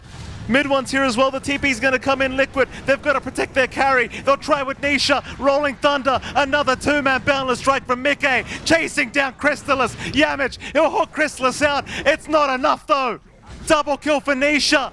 Chases on from Liquid. Mid one. He's been caught. Surely can't run out of here. He will not. Did you see the boundless from Mikke? Massive. I mean, it was a boundless. Infinite, Jonathan. Infinite, and right back to full goes Mikke. You're not able to get the hits off. You're not able to get Withering Mist in time. And with that sustain kicking in, it's just way too much. You commit the Golem extra early on Kaori without the backup. If you had someone there to play with that, look at this earlier on. Oh, it's not the one. This is the 2-man. Yeah, this was already after he regens up. Yeah. But you see that commitment coming out from MOUZ. It just, the timings don't feel like it's what you're looking for on MOUZ, right? Again, you overcommit, you get that Chaotic Offering early, forcing you to look for the re-engage, and that's enough time for Liquid to regroup. Your damage coming out from mid one without the Ags isn't fully done. In fact, mid one in trouble again. Hook is going to catch Boxy. Boxy will happily just step right back out, though mid one actually a lot tankier than you'd anticipate is now the Dismember. Boxy going to go down in mid one. Any kill's a great kill as he's just getting tracks left, right, and center. But Mickey also finding kills across the map, will take down Cowrie. Finds a support for a support trade. Now, I wonder how worried MOUZ are feeling about this Monkey King right now. I mean, Chrysalis, he should know. He's the Monkey King himself. He should know how good of a game Mickey's having. Yeah, it's just been a free game. Again, uncontested in lane, straight BKB build-up for Mickey, looking for early activity on this hero. You can keep up in scaling here for Chrysalis. It's just a challenge, right? Like, your farming pace is a lot slower. You need that Radiance up. He's already got the Sacred Relic at the least, but it's going to take a little bit more on top of this for the Abaddon to really start to get control in this matchup. The one thing for Mika that he has to worry about is there's so much tree break, right? There's Arena from Boom, there's the Chaotic Offering, and like the panel mentioned, Bounty Hunter for Monkey. You can just keep tracking that Monkey King. You can keep watch where he's at, and that just makes it harder to play a sneaky game here for Mika once he does kind of show up somewhere. So you're always kind of thinking twice about where you're going. You always have to be a little bit more cautious in this kind of game for Liquid. Still, they've got that 1K lead over a bounty. What? Gonna find Ace. Nice setup from MOUZ. Ace trying for the Stampede, cannot get out. Meanwhile, top though, they have found Boom, the opposing offlane, and it'll be a very nice trade for Liquid. They won't mind too much. They'll take what they get. It's a happier trade for MOUZ, right? You're winning out with track kills, and Boom is just so poor. Like, net worth-wise, losing the Mars, it's not giving Liquid as much as MOUZ is getting from finding Ace. Number 2 in net worth for the team, number 3 overall, and now some key timings are starting to come in. That Radiance we were talking about for Chrysalis is up. You've got that Ags flying out now for mid 1 as well. So here comes the silliness with a Shuriken toss, with that Janata on hand. Arena down, they found Mickey. That's the big target. The Monkey King, he'll heal up through it. Now the Wukong's command. Mickey, can he fight? The escape act, he's still alive, but finally will go down. They'll get him. Ace, also caught by the Spear of Boom. Nisha, at least able to start the card and roll away. Tofu may not be so lucky. Hawk, Yamich. No need to show off, Yamich. We know how good you are, sir. He's got to do it, you know. You have to find every single thing for MOUZ, and you're finding everything. Look at that gold swing. 2.7k with all of these tracks coming in for the earlier portion. Uh-oh. That's a lot of damage from mid 1. Hooks off the mark. Dissimulate will be there. Mid 1 has the track vision. He's got the Ags up, by the way, John. These Shuriken tosses, they're not very fun. Deny attempt, not going to happen. Another track kill for mid 1. You have to remember, that fight early on, his Ags was still flying in. It wasn't up for, I think, that initiation they had on Mikke. Came in afterwards, and even then, the damage is really starting to pile on here from the side of MOUZ. Chrysalis with his Radiance, it's going to cause a lot of issues for Mikke. Right? He's got the BKB, he's going Desolator right after. Whether or not he wants him to start to pierce that evasion, it's providing a lot of effective HP for the side of MOUZ. And for Liquid, they still have a lot of fight in them. The one thing for MOUZ that holds them back is it feels like a lot of these fights rely on Chaotic Offering to break up the engagement. And that's a long cooldown. You know, there's only so much that you can do while Chaotic Offering's down. You could rely on Arena, but a wider fight just feels scary. Chrysalis, Nisha, Rolling Thunder committed. Chrysalis, a great target here for Liquid. Borrowed time's going to be forced out. They should have complete control. They don't have any help incoming. Chrysalis, a massive pick-off now for Liquid. That it is. They get a freebie on the map. You're not really gaining much off the map as well for MOUZ in terms of space. Just at the wrong place at the wrong time there for Chrysalis. And Liquid, again, they've got a lot of fight in them. They don't have too long cooldowns to wait for. We have to think about this long-term goal as well for Liquid. This Ags on Ace, right? It's such a game breaker once you have that. It just completely makes the game almost unplayable if you're not too careful. We've seen very few circumstances where Workhorse has not looked amazing. It's always amazing. And if you're allowed to scale into that point here for Liquid, with all of this farm Mikke has, that's where the challenge could start to rise up for MOUZ outside of these pickoffs again. Still, MOUZ on a little bit of a hunt. They're smoked up on mid 1. They are a little bit split for this, as Liquid's also grouped up tightly for a smoke up top here. Oh, they certainly are. Pipes up on Ace. They've got a BKB on Mickey, so they want to play with this. A big power spike for Liquid, especially with that 9-second BKB on this Monkey King. Blink now up on Crystallis as well. So Liquid still smoked up, waiting. They'll have Ace's smoke broken thanks to mid one. And MOUZ still very patiently trying to find a good angle. Nisha, he'll see the bounty. He's jumped in with the Rolling Thunder. They've locked down mid one. Perma stunning him up. Mid one is gone. Ooh. A great start for Liquid. The chase now on for Boom. They want more. Boom! Oh. Big arena. He caught 3 targets. Do they have the follow-up though? Yamich is down. Crystallis, he's trying to fight this one out. Borrowed time has been popped, but can he really do anything with this? Golem is dropped as well. Mickey is dropping low, trying to heal up with the Jingu Mastery. The escape act, it'll buy the time. Mickey's out of there. He is out. Crystallis, he'll at least take down Nisha. It's a 3-for-1 thus far, but Crystallis is not done. Boom. Setting up onto Boxy. Boxy, he'll dissimulate to the high ground. Boxy being chased by the Golem of Cowrie now. Trying for the deny. Blood Grenade will ensure he gets it. So really just a 3-for-1, but the Boxy kill really doesn't count. It's a 4-for-1. With A 4-for-1. One. Uh-oh. It's... I don't know. The positioning of MOUZ was not ideal with that smoke. Mid one playing like there's no vision on the map, playing like there's no sentries down to spot him out. Gets caught out the first time. Cowrie in a very awkward spot. He's not able to drop the Chaotic Offering. They actually pumped a lot of ults into the backline. Wheel of Wonder just to stop the Warlock. 2 supports just poking on the Warlock just to prevent the Chaotic Offering in the arena, which would have changed the game. Would have changed that fight. Having the Fatal Bonds in that area control as well. None of the tools came out there for MOUZ. A rough position, really clean execution out from Liquid. Finding all of these tools and taking them away from MOUZ. Understanding how MOUZ has to operate to actually win out these engagements. And to even out the game once more. Take the Tormentor on top. And for the side of MOUZ, they're going to be licking their wounds a bit. They have to be careful. The sentry coverage coming in from Liquid has been really clean. You've got even now the spotlight, so it's just not a game for mid one to sneak around. This is not a sneaky bounty hunter game. You have to be standing back, placing track, playing safe, using the shield that is your MOUZ to stay alive, because they have a lot of ways of finding this sneaky, pesty bounty hunter at this point now. Absolutely, there is. Look, oh, they found a great target. Crystallis. He has no idea they're coming. Jump in.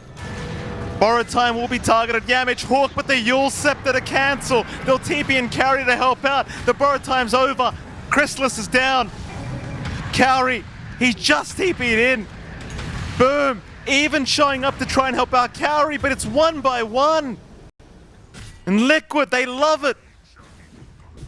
It's a shot in the arm. Freebies coming out. They have a 4K lead up against a bounty hunter. Not the position you want to be in for MOUZ. Mid one doesn't even bother leaving that mid lane. Just getting his own farm going. We'll maybe find out the hard way walking into the triangle. At least sentries are a little bit further out. Can he Hawk, find this? Yamich, he certainly can. They've got help around though. Boxy gonna try. Ace is really tanky. They'll be forced to drop the arena hat now to lock him in. Mickey's around the corner. Ace is not dying. He is not dying. Yamich though. Yamich is. Hook from Boom. He's gonna find Mickey, but it won't matter. He's still forced to blink to get out. It's Liquid. They are just too strong right now. And it's really hard for MOUZ. Like with this kind of draft, you want it to be in control of the game at this moment. But they've lost complete control.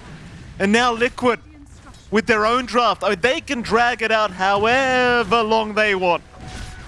They've got the scaling on hand for the side of MOUZ. This was a very tempo-based draft, and they've dropped that tempo entirely. There's some damage issues coming out, and they do more damage than Liquid.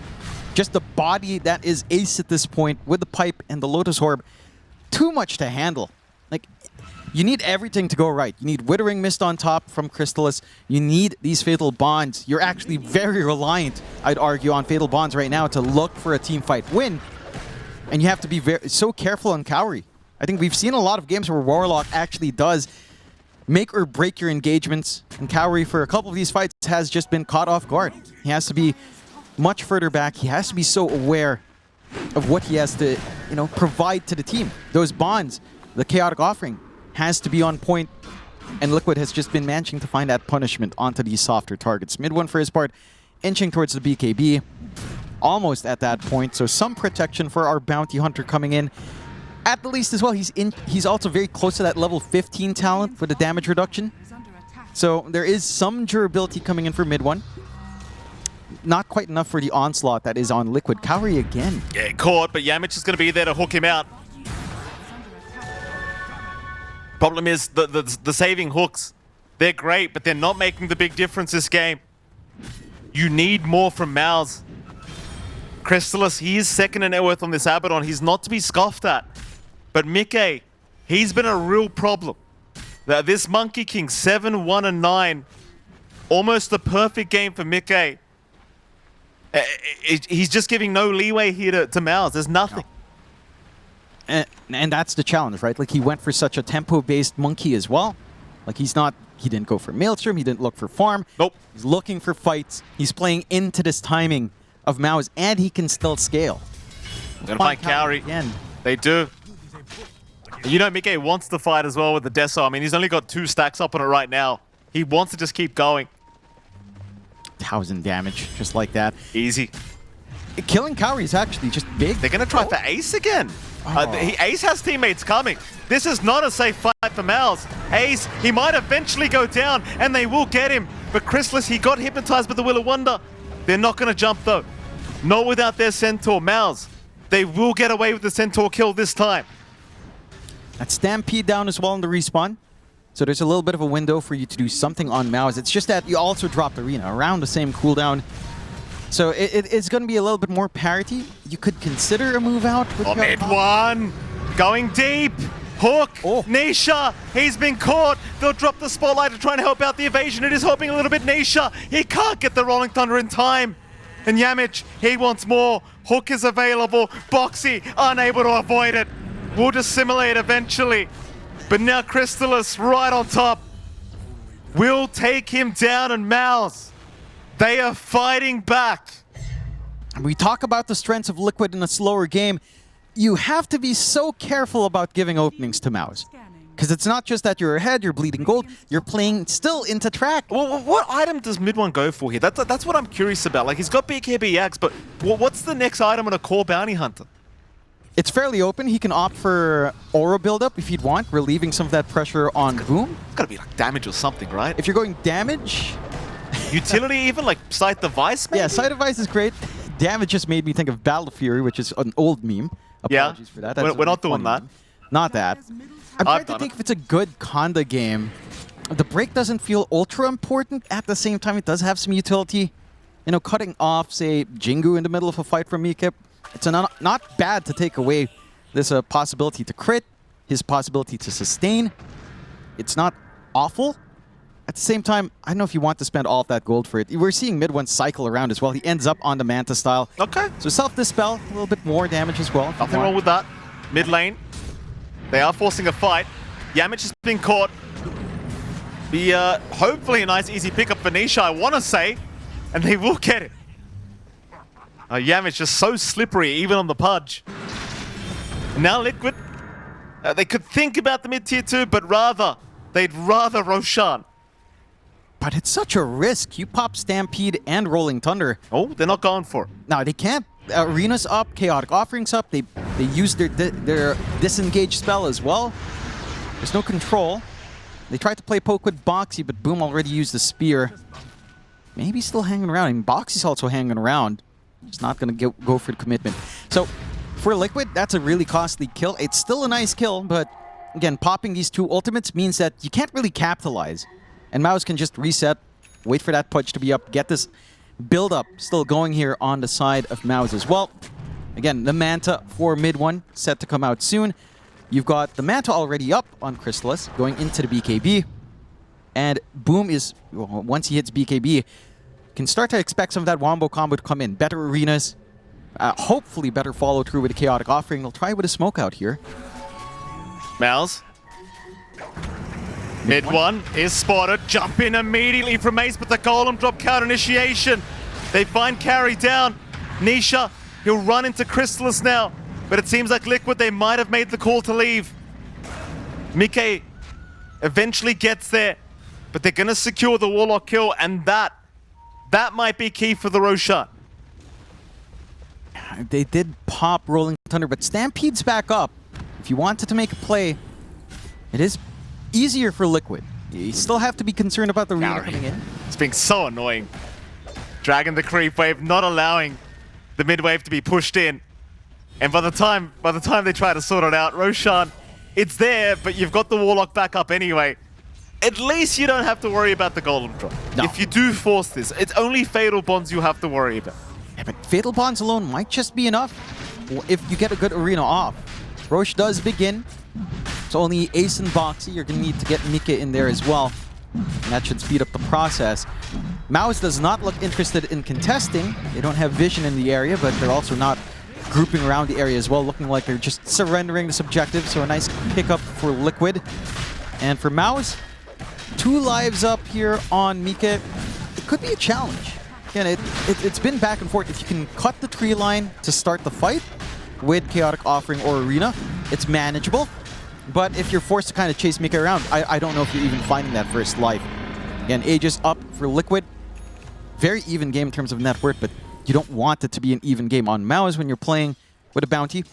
In fact, Mid1 does change his build as well again, Mike. He's going for the full Nullifier, trying to stop some saves. Woo. Nice hook attempt from Yamich.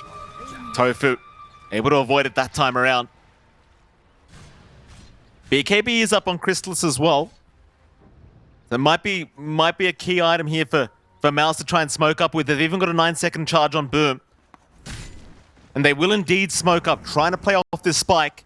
But there is a Skadi now on Mickey. Spear out. They're going to find Ace first. It's a great target if they can burst him down. They cannot, though. Ace will survive. He'll buy the time. Nisha is in with the Rolling Thunder. Rolling around, trying to find a target. Does eventually find the Abbot on Crystallis. He'll get the borrowed time off, but they'll use him up. Mickey, he'll bring out the boys, but the Hawk, Yamich, drags him out. BKB's there in time from Crystallis. Now they're back in on Ace, but Mickey's the big problem. Yamich is down. They've got to run away from this Monkey King.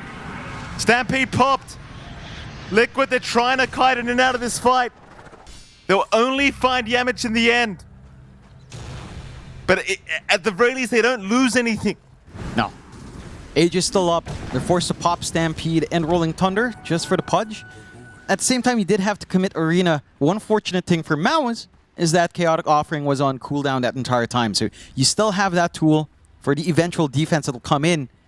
There's still a lot of time in this Aegis for Liquid. They can pick and choose their fight. Full Scotty up for Mika. This Monkey is just a menace. Like, this is the big win condition. The investment in Mika has paid off. Now even the sustain coming out from Crystallis, even if he pops his BKB through borrowed time, it's not going to feel all too good overall. And it's so beefy. Like, this Monkey King just has a lot of HP, a lot of armor in the Wukongs. You don't have that burst damage on hand here for MOUZ. That's one consistent issue we've seen. It's been hard for him to actually get fast kills. Although... Nisha, Yamich, the hook! That's a fast one. Yamich. You love to see the hooks from old Yamich. 1 kill, 1.4k gold as well. Maybe a bit more. They're gonna... Oh, Tofu, nice jump away with the cushion. Now the Wheel of Wonder as well. No follow-up to it. He's trying to disengage. Oh, But Yamich!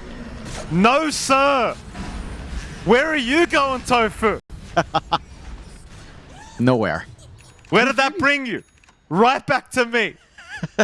That's what Yamich is saying right now for sure. Quoting some movie lines. And they're quoting a lot here. What movie was that? I said it and I can't. Oh, was it Avengers? Oh, it was Thanos. It was Thanos. Right. It was. Yeah. There you go. See how uncultured you are, Mikey. Even pop culture is out of your depth. Out of my depth, too, to be fair. 17-22, not out of the depths yet for Liquid. Neither is MOUZ. Very even game. Anything can happen. Look at what we're getting because we have a bounty hunter, Mike. Ags being queued up by Cowrie. Double golems being dropped. You know, it's at this moment when you start to think about all the farm you could have. Maybe you should have gotten the other facet. More damage than the ghost golems, right? Would be cool. Carry the late game. You're commenting on Warlock, are you? Yes. I wouldn't recommend it, John. Unless you're talking to me about Black Grimlock. Boxy. Hook. Ooh, Yamich. ooh. Yamich, you're terrifying me now, sir. Right? Like, take it easy. Calm down. No. We get it. You know how to play Pudge. We get it. You know what? I bet your Yamich misses Soul Ring Pudge. I don't think Yamich is an idiot, John. No, it's so good. The self-deny. It was so busted. He removed self-deny. Oh. See how strong it was, Mike. You don't see it. You don't believe it, but there was a time. There was a time. There was a time, Mikey. Again, The time's gone, old man. it's gone. But we are at present time. Smoke out from Liquid. See if they can start to apply that pressure, because there is some pressure to play quicker. When you don't go for farm and monkey, there is almost a little bit of a hard cap. You can kind of switch these items around later on, but that's way later on. Scotty's still doing work. Again, it's down to how you execute these team fights, because you have answers on both sides. If you take away the backline of MOUZ, take away Kauri, the arena doesn't feel great. Fatal Bonds not being there cuts off a lot of your damage. At the same time, if Liquid gets caught out even as Tree, and the arena comes in with Chaotic Offering, it's a very different story. Kauri almost dying. Always a little bit scary for opponents' fives, but he survives. I'll tell you what, though. I mean, we're talking about MOUZ. Like, you look at Liquid, they've got some really nice key items coming up. Disperser almost completed on Mickey. Oh. More importantly, though, Workhorse coming up. Workhorse is coming. Oh, that's Ace. Ace is a workhorse. There it is. You may not like it, but that's what peak Dota 2 looks like right now. Yeah, you know what? Gunnar was way ahead of the curve when he played at mid-centaur with Workhorse up. I remember being so excited. Now it's just disgusting. Don't compliment Gunnar. He's watching right now. Yeah. Don't blow up his head, you know? Yeah, Gunnar, the player Gunnar whose peak performance is in Ginnispris. That Gunnar. I'll never forget that team. No. I'll never forget. That's a great team. That was the greatest team I've ever seen. These are some great teams too, Mike. They are fantastic. Well, of course, John. They're fighting the lower bracket final. I don't know why you needed to say that. What else are they going to be? I know. You know, 2.99 towards MOUZ as well. Favors in Liquid. I'd say that. Yeah, those are fair odds. I just feel like the ace in the hole is Chaotic Offering. Right? Yeah, all of this, Workhorse is going to be annoying. Ace is right there, John. Yeah. What are you talking about? Workhorse is annoying. Mika has a lot of damage, but if you just mess up and clump up and Chaotic Offering comes on top, Arena blocks you off, BKBs fade away. There is an angle for MOUZ to play. It's a bit complicated to play, sure. It's harder to play, yes. But they can. Liquid has a simpler time. Much more forgiving, straightforward scaling. A lot of control, a lot of saves. I mean, it's Workhorse plus Escape Act. Like, that's a double whammy of annoyance. You do have yourself the Dezun Blood right on Kauri, as we were seeing. Lovely time. That AoE on Upheaval, that AoE on Chaotic Offering, quite nice. No. It's nice, right? You always start with the Upheaval. It's good, but it's not good here. You can't channel it, John. I mean, it's absolutely terrible here with Stampede, yes, but it's a good spell. It's a fun spell. There was a time when I was young, and we'd pick Undying Warlock, and we'd go up Evil Tombstone, and they couldn't run, Mike. No boots of bearings back then. That was the fun time. Just put the fries in the bag, bro. Just put the fries Sir, in the this is a bag. Wendy's. Sir, this is a Jollibee.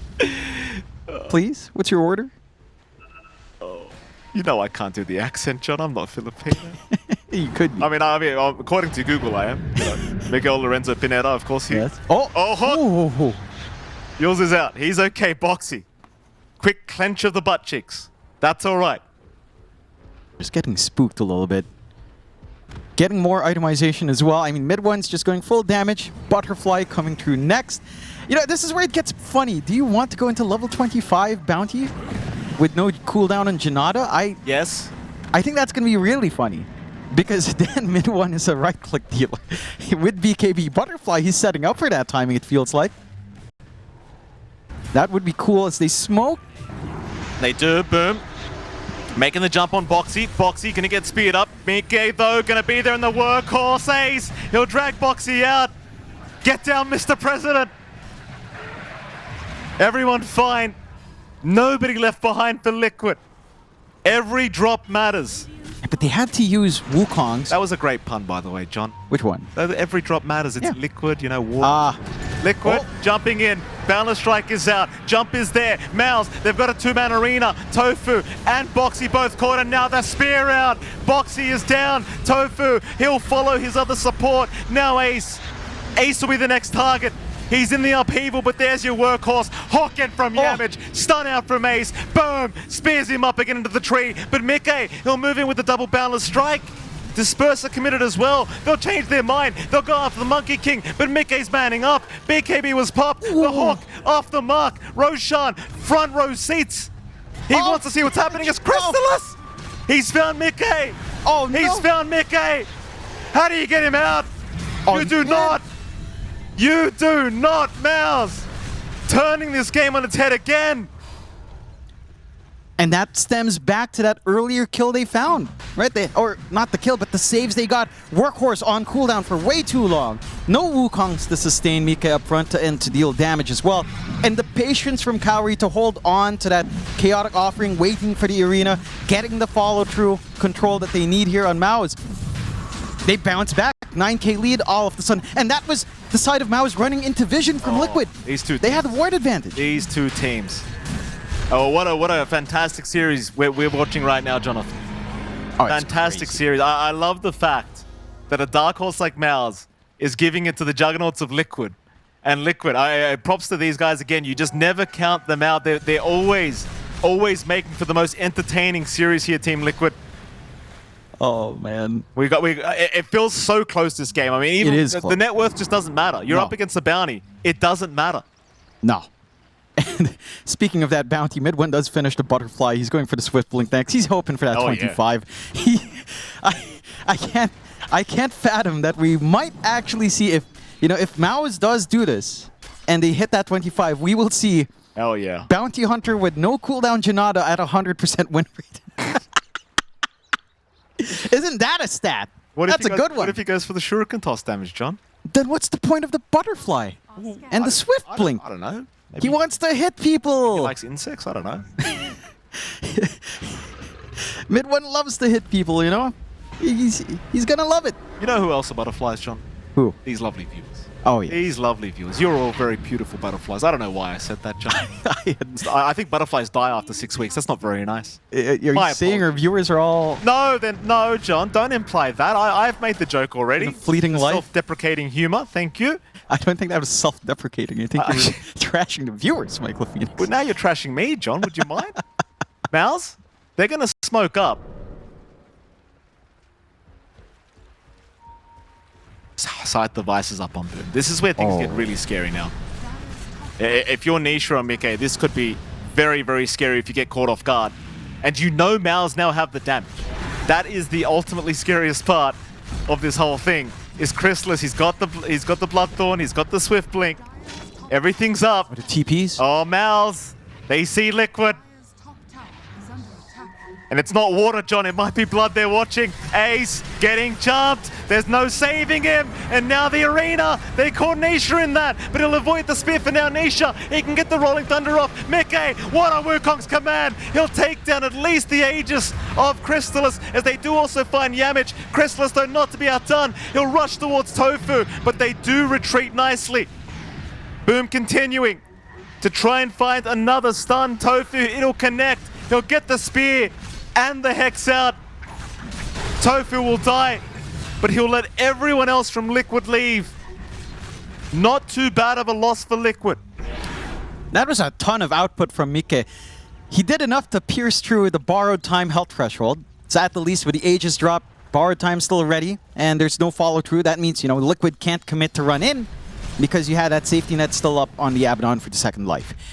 Still, you managed to find some wins for Liquid. It's just, again, a little bit costly. Wukongs had to be dropped. Stampede had to be dropped. No good workhorse coming out as Ace is focused down.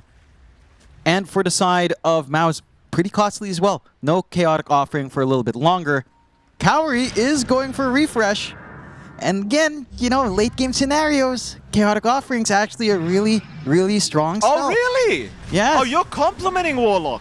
I mean, I hate the facet. I think if he expected a slow game, the other facet would be hilarious. Give me a clip. I'm never going to hear that from John again. Give me a clip of that. I'll never hear that again. Well, I love Warlock. I've said it so many times. That might be my ringtone. I just think Black Grimoire is dumb. It's like seed money. Thank God our pros stopped picking seed money. It should be like Gris. Innate. No. Liquid, smoked out. Big smoke. Crystallis.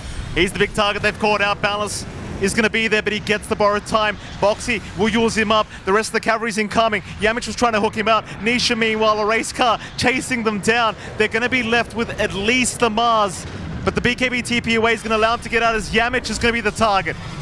Only one left for Liquid to focus.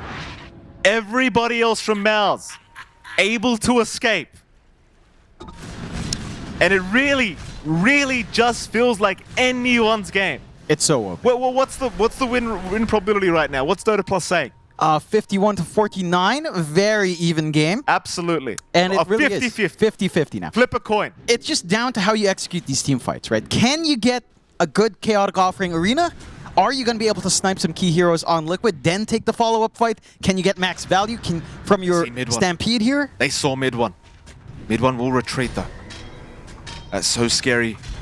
The MOUZ, you really don't want to get caught off guard here. Liquid, they're right by your high ground. They do get the tier 2 mid tower. They will leave the area. Oh, MOUZ, they're so close right now. They're just already one game ahead. One game away from that coveted grand final against Team Spirit later on today. Team Liquid, though, holding on.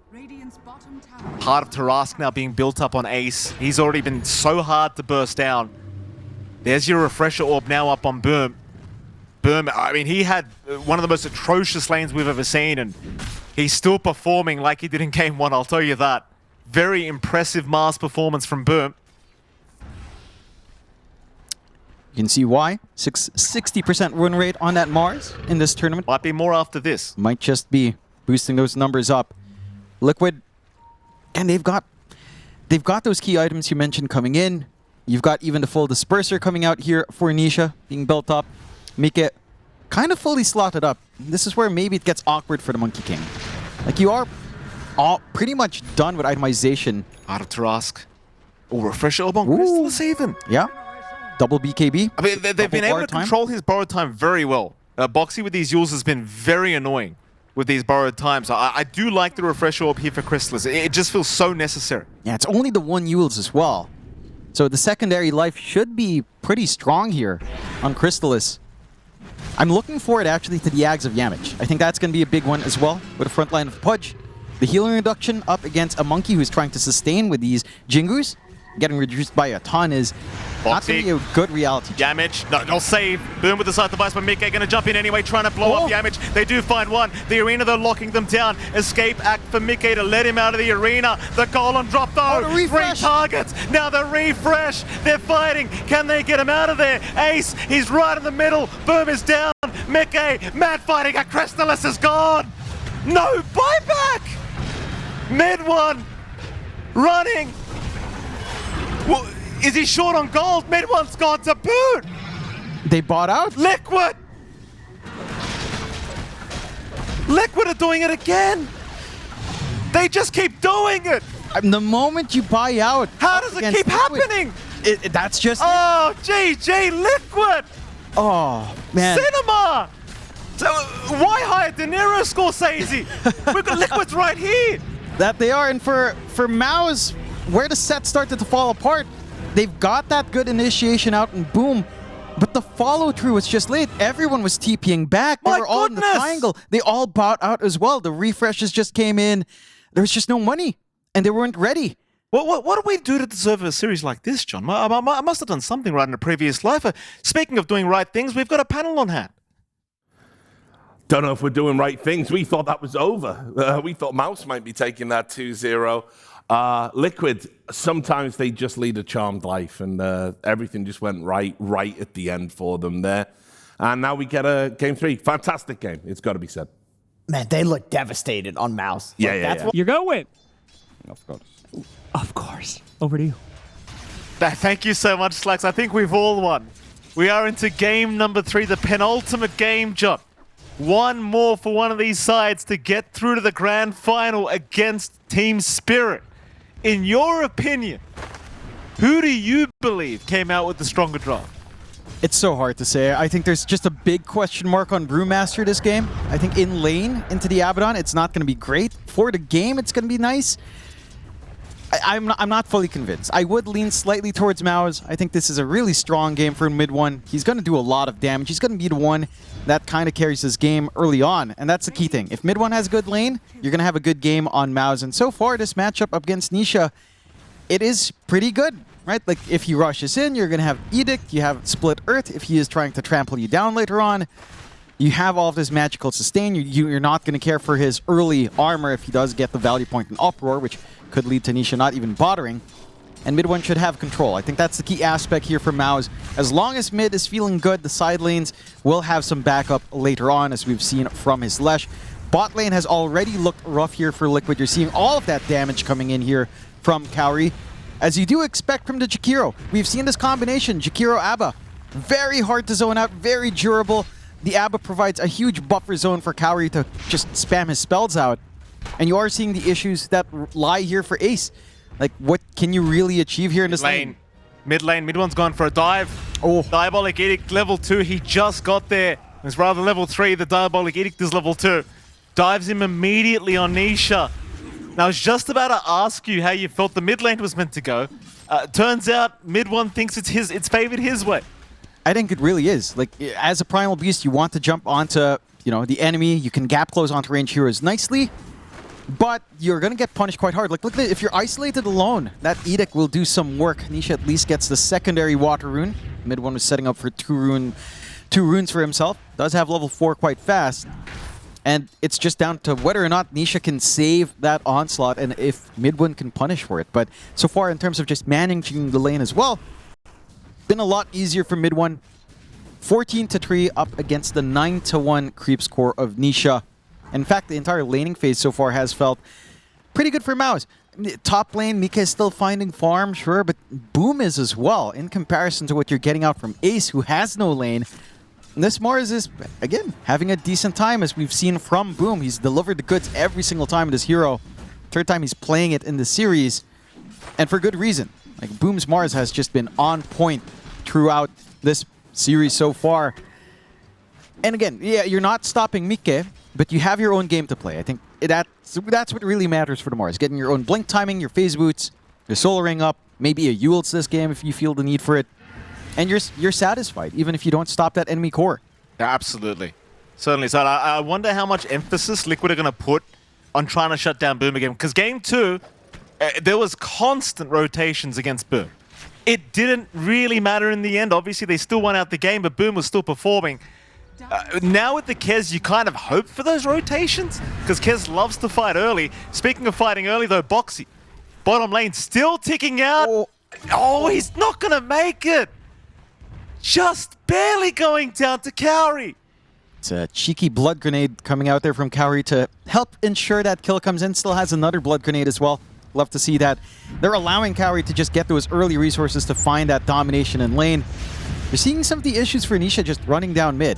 He gets the trample. It's not quite a lot of damage on mid one. As long as the Edict's there, you can't really go for the full committal here on Nisha. At the least, water rune control does go even. So again, mid one doesn't have the additional resource he'd want to really maintain that lane. Always running low on mana. Tends to be the early issue for Lesh. We haven't seen Nisha go for, say, the double stack on waves, cutting through the tier 1, grabbing some waves and getting some farm. It is risky against the Lesh. Probably one of those heroes you don't necessarily want to stack all of these allied creeps up against. Ace. I mean, this is what Immortal Fates was talking about. Like, Ace on this Brewmaster, at least during the laning stage, no melee cores can really deal with this duo of Jakiro and Abaddon, as Ace barely gonna escape by the skin of his teeth. Boxy will try to return the favor against Kauri. But still, this combination of Jakiro Abaddon, I feel like you just can't keep giving this to MOUZ. No, it's just devastating. Again, you have no presence on Ace. He's so far behind in terms of CS. The recovery process for Brewmaster is not a pleasant feeling as well, right? Like, waiting for your level 6 is going to be rough. Trying to get that farm, if you're considering a Radiance build, your chances are you're not. Ace is actually queuing up the Dominator to try to have some early presence in the lane and some more stats to play with.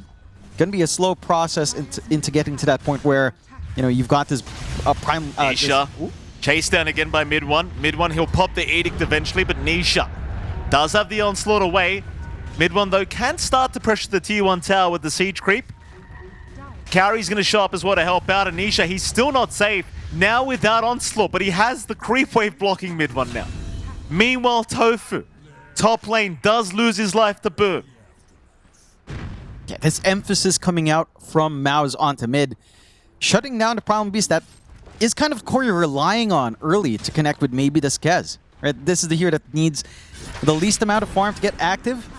And again, it's not been smooth sailing for Nisha into this matchup. MOUZ is just working every single lane to its fullest potential. Boom is able to be left alone with Double Bracer, no threat of him dying solo to the Kez, at least until level 6 is up perhaps. You get control over the power runes, and mid one's looking for that rotation. Has the shield rune, has arcane boots as well. They're not giving Nisha any space. No. The problem is the stacks mid one. He can take them so easily. They've got to intervene, but mid one, he's got teammates too. They're not leaving him alone. In fact, Nisha, look at how much damage he's taking right now. He'll still go for the fight though. Mid one and Yamich, both down. Nisha with a double.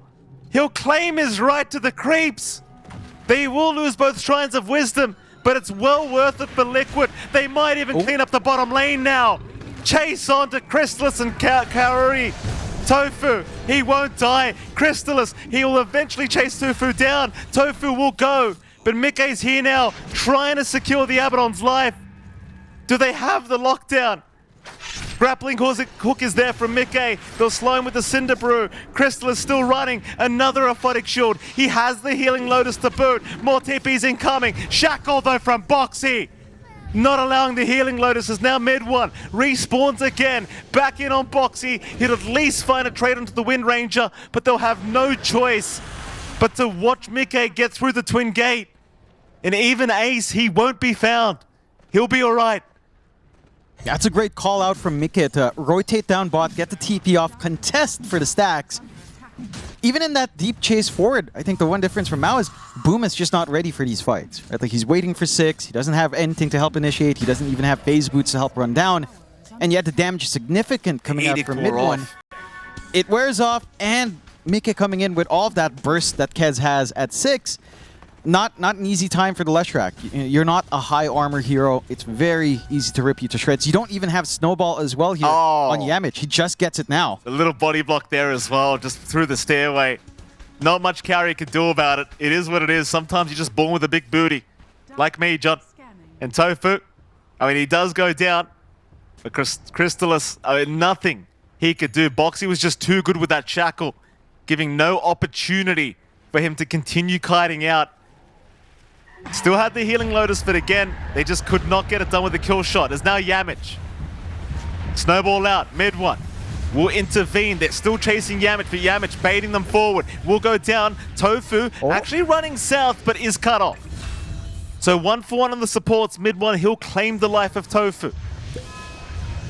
I'll say this, I was a little bit surprised in that triangle move that there was just no Snowball to at least cancel the Pulverize, right? If you give mid one some space, maybe he can cast Lightning Storm, maybe he can reposition himself with that slowdown, try to make more distance between him and Mikke. But again, Yamich looked like he went a 1-0-2 build, opting instead for that tag team, and it just didn't pan out, at least in terms of canceling off that control. Still a smoke out. They've got Arena ready to go here if they want to patch. Nice attempt at the shackles from Boxy. Nisha, very slowed up. Snowball in, boom! He cut him off again with the Arena. He caught 3! Mid one, he cleans it up! Oh, what an Arena! Boom! He's like a ninja, this guy! Under the guise of smoke, that's all you need. You get into the position, you kind of bait them in. They get a little bit baited out on Liquid's end, and you're seeing the difference when that control is in. The Arena down, even having the Snowball to just help control, and the damage when mid one's given the space. And this Leshrac does do a lot of work at this point in the game. Going back to what the panel is saying, a Blade Mail would do wonders if Nisha could buy it out. Not sure if he's really got the room for it. It's to catch more. Yeah, they're going to find Boxy. Nice little support pick-off, but the real issue here is mid one. Unstoppable on the Leshrac now. So much farm has been provided to this Lesh. Top of the net worth board now. And we've seen how great he's been throughout Wallachia Season 6 when it comes to this Leshrac. Onto Tofu. They want more. What a stun from mid one. Predicting the jump. Yeah, he knows. Oh boy. He's activated Mangekyou or something here, John. I know you don't understand the reference, Joe. It's a He's not in Naruto this thing. game. What's It's been that? a while since we saw him. He's not in this game. What are you talking about? That's a different team. It's a different era. No? But again, you see the difference, right? Nisha isn't able to get the pulverize, the arena, the instant control out. The spear does miss, but you give mid one the space, and that's all you need. As long as he's not the pulverized target, he will survive. And this time, Mika is not able to find an angle to TP in for. Again, Although, he's going for more mid one. He's a real problem. They'll go for the primal split. They'll try and punish mid one. He's worth so much gold. He's low on mana. Tame the beast, drag him back mid one. He's trying to run with the kill shot. Boxy, he'll get him with the power shot. Carry down to Bird. So much gold being given back the way of Liquid.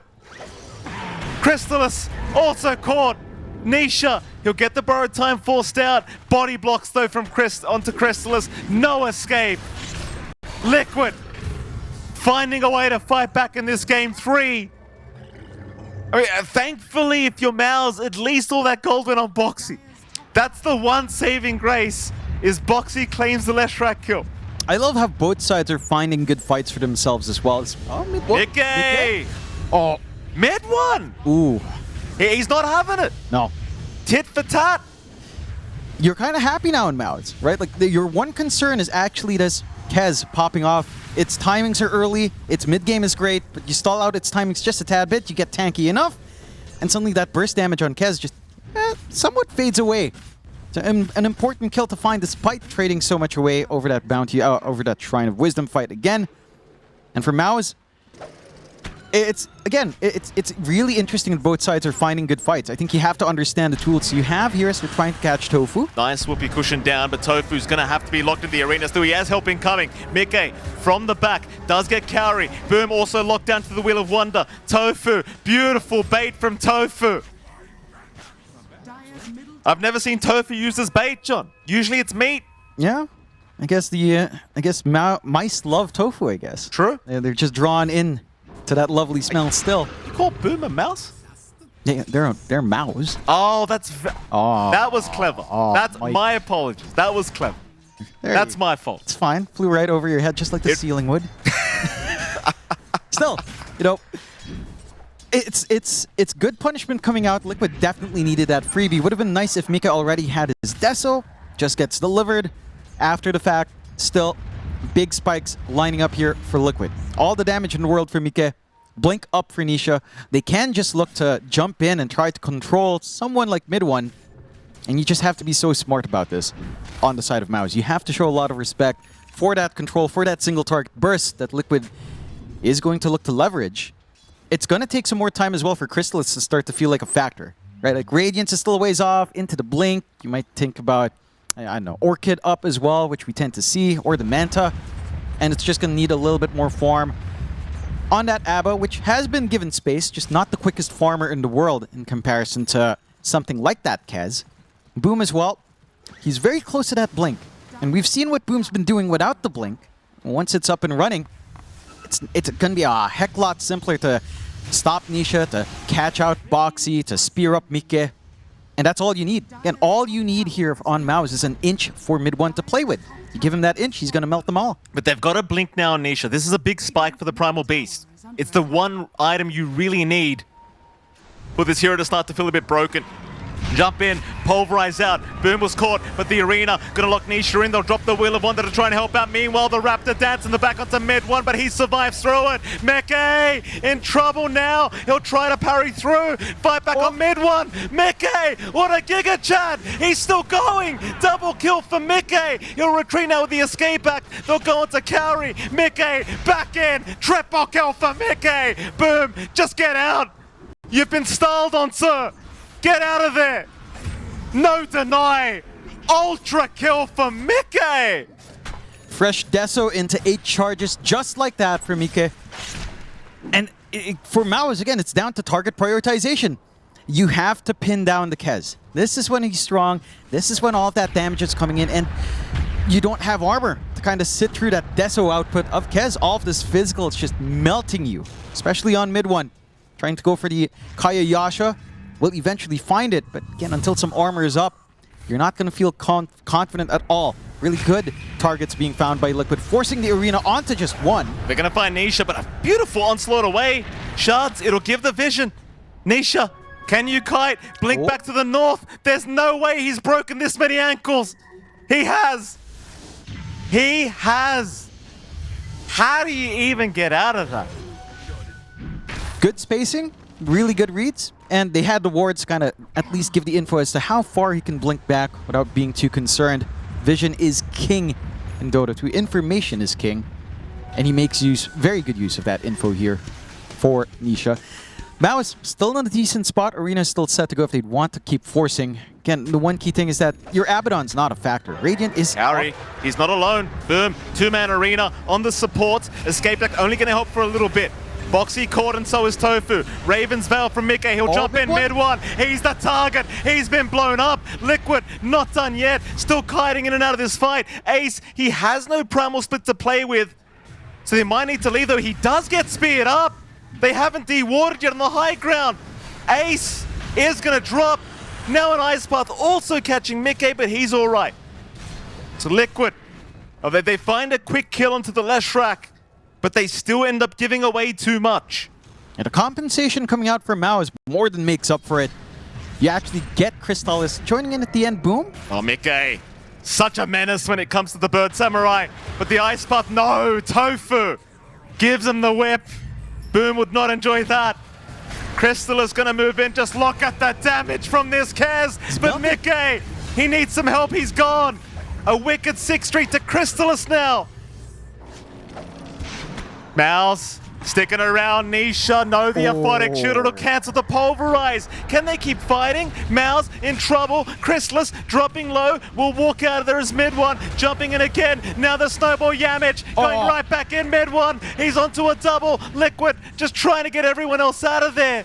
And they will. So back and forth. This is peak. It really is. It's peak. It is. It is. The underdogs bring it to Liquid, trying to drown out the horse.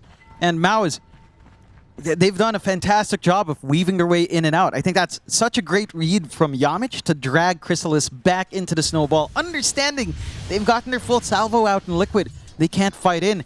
For Liquid's part as well, you talked about it with Ace when he was just standing still. Without that split, the Brewmaster just really doesn't do much. You know, Cinderbrew's not doing work. You have a lot of dispels on hand, as they'll find they found another. Ace not having a game thus far. It just hasn't been a game for him yet. No. Ags up though now on Mickey. Maybe they can make a play with this power spike. This is a big one for the Kez. Boom though, does not give a crap. Pulverizing from Nisha onto the Mars. Will of Wonder as well, but they've jumped the back line. They've got Mickey. The escape back though, it'll buy him some time. He might go for the Raven. In fact, no, he'll go for the Raven's Veil. Mickey though, needing to back. Macro dropped, he's still running. They'll go on to Nisha instead. Nisha still barely alive, but surely not for long. But no, he's got the onslaught. But Yamich says, not yet, sir. Ooh. We are not done. Nisha is gone. They got Kez out of it. Mickey is still the saving grace for Liquid. That's the one you've got to keep alive. He does become a massive threat once that BKB is up. You're so reliant on just this magical output coming in from mid one that a Kez BKB, it's going to buy you, it's going to be a lot of trouble for MOUZ once it's up and running. You don't have debuff immunity Pierce here outside of the punch, and the punch alone might not be enough. There's a lot of work Yamich has to do to interrupt the Pulverize as well, to think about who to save. So much pressure on her Tusk, but they'll try to smoke around here. Another smoke on smoke. Well, these guys, they just haven't had enough yet. No. We're watching Dota or the UFC, John. What's going on? It's brawly. It's brawly, all right. Smoke on smoke. Tormentor's up. Tormentor is up. MOUZ know it. They're heading towards the area. Liquid, how fast can you take the Tormentor? Fast enough, but can you retreat safely? Or do they want to force the fight? They've got the regen. They're okay. Everyone's reset. They're coming in though. Crystallis, he'll break the smoke, and now the arena. Mid one, he's on a boxy, already melting. Now Liquid, they want to retreat. Mickey, no choice but to go back in. He'll try for Yamich, but Yamich is fine as now the Raven's Veil will allow them a little bit of space. The Raptor Dance cancelled. Mickey, he's in trouble. Mickey, Raptor Dance, it never comes off. It never gets off. Ace trying to run. Yamich on the chase. They can't. Oh no, they Oh, you see can. him. The snowball to break the gap. The shards. It's off the mark though. Ace is all right. Meanwhile, Boom still messing with Nisha. Oh man, some clean angles being found by MOUZ. And again, it's just a matter of splitting them apart in Liquid, kind of getting that clump up, buying that space for mid one to constantly do this damage. Before the BKB comes in, you're just in a lot of trouble on this Kez. Like, Mika just does not have a safe time standing there trying to get Raptor Dance. He got interrupted like 3 times. Like, there was no way to get that spell going. And for the side of MOUZ, I mean, this is when things really start to get a little bit spicy. You've got your own BKB coming out for Boom, easier setup for the arena. You've got the Manta set to come in for Crystallis, so he's going to worry less about the debuffs, less about that hold. You know, he has his own way of saving. He can actually use a Photic Shield on others to save instead. Another smoke. Oh. Tofu will be the one to break the smoke. That's at least a good target for Liquid to give up. But Tofu's actually still running, making it hard for him. They've got to chase, and they will get him eventually. Not really the target you'd want as a 5-man smoke, but you could. You could now think about Roshan. Yeah, but you've got that opening for yourself on the side of MOUZ. Might not be the quickest Rosh in the world. We'll try to hunt for more though. Look at this aggression. More. They want more bodies. Nisha's going to show him the creep wave as well. He's thinking maybe Roshan's happening, but it's not. They're going after the Primal Beast, and he's already committed the onslaught. No chance for Nisha. Mid one will pick up another. How close is Mickey to the BKB? How close is it? They need it desperately. 2 parts away, 2,000 gold. He needs to farm up a lot more time, but he is farming quite fast. He's still maintaining parity. With the top cores and MOUZ, they're just sacrificing Nisha and Ace to get that done. We really haven't felt the impact of Ace whatsoever. These splits have been nice. They've been a little bit disruptive, but not disruptive enough up against MOUZ just constantly running in at them. I think the key thing for Liquid is that these wider team fights are just mildly awkward. Like, how are you supposed to get control back?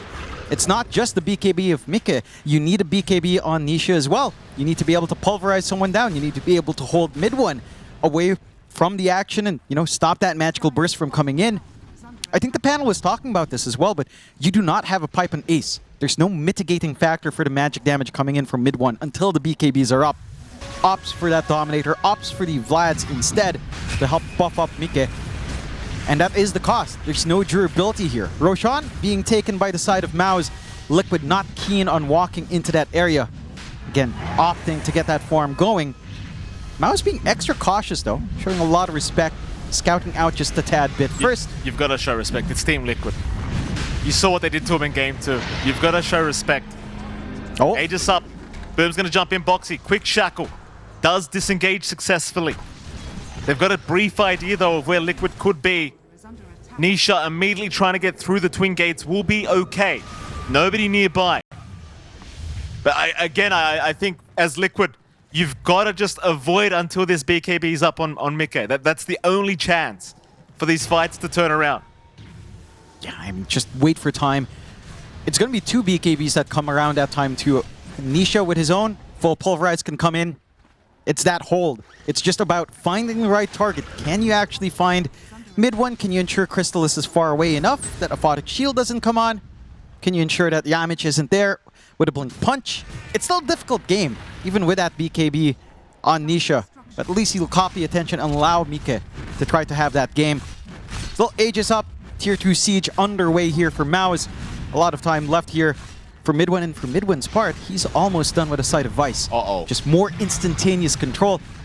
With how they're jumping, with how the aggression's paying off, it's always MOUZ taking the initiative, having this quick stun setup without having to expend Spear. It removes a lot of pressure and boom. Are they going high ground? There's still 500 gold for Mika to have his BKB. Boom will pick a BKB up. Nisha will also have his own now on the Primal Beast, which again is another big power spike for the Primal. But there's your Sight of Vice on mid one. This is the scary part. We've seen this before from this man. Catch you off guard with the Blink Hex. No BKB to come out after that. He will melt you that fast. No. They're in a good spot to try to reveal these BKBs on Liquido. They are clumping around near that tier 2 mid. I don't think you go for the full defense. Mike's not in the area. He's just clearing out top. You just have to play it safe. MOUZ just using Crystallis as a body forward. Again, allowing mid one to just think about the back line. They're not even dragging mid one in. They know they'll find us for free. So the last outer tower going away for the side of Team Liquid. Map is shrinking fast for Liquid's part. I mean, you are still getting fully kitted out. Mika, BKB flying in now. Satanic not going to be coming up next. That sustain is going to be important. There it is. The question is it enough? You know, yes, you'll mitigate the damage coming in from mid one, but if you get punched up... I almost want to say they should smoke off this. I mean, obviously, they've got to address the creep waves first in their base. If they can fight high ground, even better. But Team Liquid, I think they've got to smoke off the back of this BKB. You've got to get something immediately off of it. You know MOUZ is also working the map. They're kind of split apart. Like, this is a moment we can mid exploit one, that. he found a target. Boxy's down. He's got buyback. This might be the high ground defense you're looking for as Liquid. No smoke necessary, but you've got to deal with mid one twice. They'll try the first time, but Mike, just a bit of chip damage. We'll look to retreat. Warning shots to MOUZ. MOUZ, they don't care. They're bulletproof at the moment. There's that pipe. Very late pickup, but another way of dropping some of that output from mid one. Things are starting to get playable for Liquid. It's still a ton of work, but... Jump in, mid one. He's found a Hex onto the Kes, but Mike, he's been saved by the Primal Beast of Nisha. They do drop the arena as well. Boom, trying to get Tofu. Meanwhile, mid one almost dropping with the first life. Not down yet as the Ice Path. Gonna allow MOUZ to safely disengage. They pop a smoke. They are waiting to see if they can re-engage now. They've still got a bit more time on the Aegis, just about a minute. Do you want to let it expire for free? No arena's a big risk. Crystallis, they're going to see Mickey. Spear out. Mickey, he needs to be saved. They'll save him for now, but he needs more time. No. He is down. MOUZ going for more. There's no buyback on the opposing carry. This could be the game. Mid one charging in. Liquid. They're looking weak, and weakness discuss mid one. Boxy now being chased down. Boxy's gone. MOUZ. Just another level with how they're maximizing every single bit in the tank. That's them forcing this fight without arena. You know, they expended their own spells. It doesn't matter. The safety net big enough for mid one. And they'll find that first tier 3, probably find a Rax. Look, one saving grace for Liquid, BKB on Mika never got expended, right? So it's a 9-second BKB. It's a little bit of cope, but you can't underestimate what can happen if you do manage to utilize that item. The issue is trying to utilize that item has been a challenge for Mika. It's not been an easy game. Just, again, lots of ways to chain stun here if you're caught off guard. Going to be a secondary Rax, or at least a secondary tier 3 coming this way from MOUZ. Respawns are up. They could try to fight in. Arena's ready here. They've got it. They've got no choice. The game's on the line here. They will at least force them back. Liquid not forced to have to take this fight. It just got worse. Mid one's got a BKB now. He hasn't had BKB this whole game. He's 18-4-9 without a BKB. Now he's got the BKB. I mean, just, again, perfection as well in that initiation. The spear, the follow-through setup, just enough time staggered out to get the kill. And you don't have saves on the side of Liquid. It's not like you have Workhorse, you don't have Disruption. You don't have anything to stop that. They're trying to venture out here. There they are. Nisha.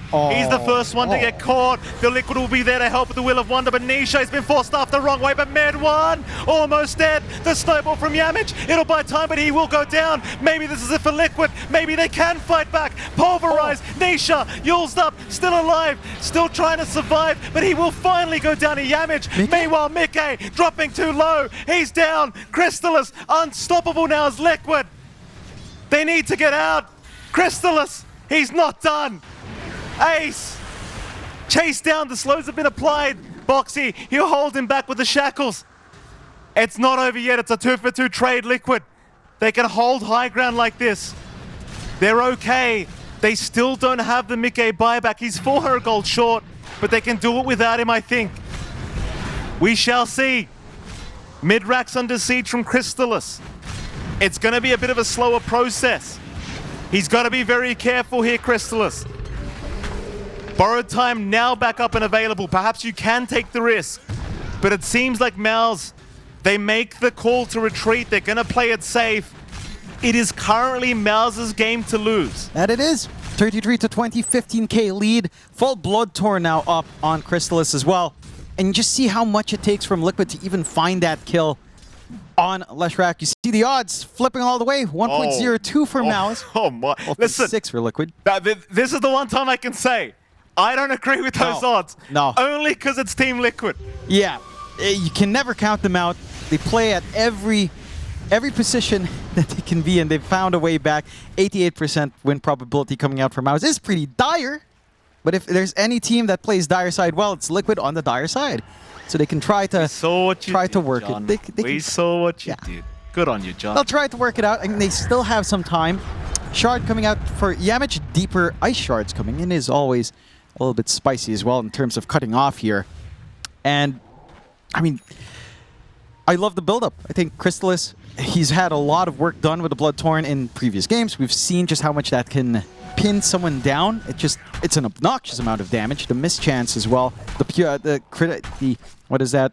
A guaranteed hits is pretty decent as well, though there's no need to be concerned about that. Maybe landing it onto Boxy does provide a safe way to killing off that Wind Ranger.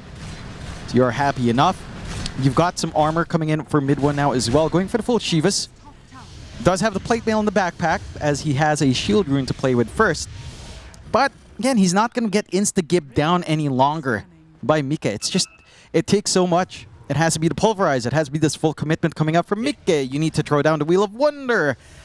It really does feel every like single tool just for that one kill. You need the big impact from Nisha at this point, right? Like we saw this with OG throughout the previous games. Yopaj, how many games did he carry with this Primal Beast? Even with just the Blink BKB and Nisha, certainly very capable of doing the same. Oh yeah, certainly very capable. It's a matter of who does he really pick up. I think there's also this moment if the game drags on where level 25 Primal Beast is entirely different with the pulverized duration. He's got the Ags up. Yeah, the break's going to be good. That's going to catch Crystalis off guard if he's not careful. No auto borrowed time through stuns. So that could be a way of at least taking care of this Abaddon. I don't think you care too much on the Lesh in comparison, but it is a lot of output as well. That's some damage that you can't ignore. You don't have something like a pipe on your side for the side of MOUZ either. Roshan. But that damage is going to be consistent. Is the big one. Roshan. MOUZ holding a 19k worth lead right now. I genuinely don't know how much that matters anymore.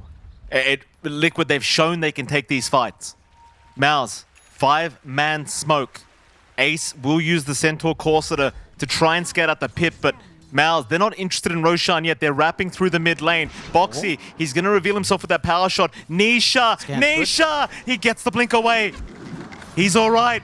Liquid, Arena, catches both supports. They've got to fight. They can't let them die, but the double spear from Boom! Finding both supports, but they'll both buy back now as Ace. With the primal split that he's chasing, at least for Kauri. Try to get something for all your trouble. But if that's all they get for double buybacks, it's a huge win for MOUZ. They're not going to mind. Like, sure, you can't go Roshan. It's a little bit uncomfy having just dropped Arena, but they're still playing aggressive. They know if they catch them out one more time, it's going to be a 3-on-4, and you're happy with the numbers game then. Liquid did get a good scan off. So they managed to kind of scout out that if you got caught with Nisha with your pants down, very different story overall for MOUZ. Could have been the end game if you're not too careful. Still, Liquid they're still in the game. The buybacks, not the biggest deal, at least only on the supports. So your cores are still secure. More utility coming in, though, for the side of MOUZ. Basher now up for good old Crystalis. You gotta Nullifier up as well. I'll take a second to say as well. Blitz said this in an interview yesterday. He said, we hate having these boring games where there's no kills 60 minutes in. Oh, yeah. Turns out the guy's a man of his word. Yes. He wasn't joking. No. What is this? 56 kills at 35 minutes in? It's an SEA game. It definitely is. Well, Southeast Asian game. We have mid one. We have mid one, right? That counts. We'll claim a stake on Mika as well, John. Yeah. We'll just take him. Yeah. It's all right. Southeast Asians on both sides. We win anyway. That's a stretch. Still, heading into the pit, and it's not going to take too long for MOUZ to find a free objective. Liquid, not in position to contest, just having to play into that second life of mid one once more. They even remember to pick up the Roche banner. They might be able to force a fight. They know they've been pushing in down bot. It's just a matter of catching someone off guard here. Well, Chrysalis not going to be able to find Tofu. Tofu gets the TP out. Just in the little tree spot. But you've got the Aegis, you've got the Roshan banner. Shiver's Guard now on mid one as well. Do you even need to force a fight before high ground? I don't think you do. Meanwhile, Mickey, so close to the full Satanic. 200 gold away. Yeah. But I think he has to go all in. I know you're saying there's no buyback. Yeah. I think he has to go all in. What else is he going to do? They're coming high ground. You got to go all in. I mean, that's fair. I think the trade-off is he gets the Satanic if he still just gets chain stunned 100-0. You'd Jump rather in. buyback. Tofu caught. They'll try to save with the pulverized. Tofu's still going to go down. Nisha, though, trying to salvage the team fight. They'll jump on Chrysalis. He'll blink away. The Ice Path locking down Nisha. Mid one will just burn right through the HP pool. Ace, he'll drag mid one back, but mid one, he's welcoming it. Bring me further in. No problem. They're out of mana, though. Do you want to reset? The answer is no. No. Let's go again. No mana, no problem. Mike has to make this work somehow. He bought out the Satanic. He's committed. Just needs to find the angle in somehow. It's just 2 lives up in mid one. Still the borrowed time, or borrowed time at least on cooldown, but a lot of HP to eat through on Crystal. Nice shackle from Boxy. Setting up. Mickey gonna jump in mid one. punch. Once Oh, again. no, Mickey. Mickey's down. No buyback. He bought out. There it is. MOUZ. They'll find the top racks. Mid racks it is. They're not going to go straight for the tier 4 towers. They don't necessarily know there's no buyback. Oh, Mid Ace. one. He's found Ace again. Return of the King. MOUZ. Mid racks is gone. Liquid. Oh, they might have one more fight in them. They've got buyback on Ace, but they're going to have to fight without Mickey. There's no split. He's short 1.4k gold. They've got no carry to play with. They've got no primal split. MOUZ, they've got everything. The game's in their hands. It's their game to throw. Tier 4 towers, they're both gone. Liquid, no choice. They've got to fight. Macro, Ice Power. They got Ace. Ace is gone. Mid one's in. Boxy. Boxy is dead as well. Liquid still desperately trying, but Nisha will lose his life. That's got to be it. MOUZ have done it. They're onto the Ancient. It's Tofu left, but GG is called. GG has called the Dark Horses.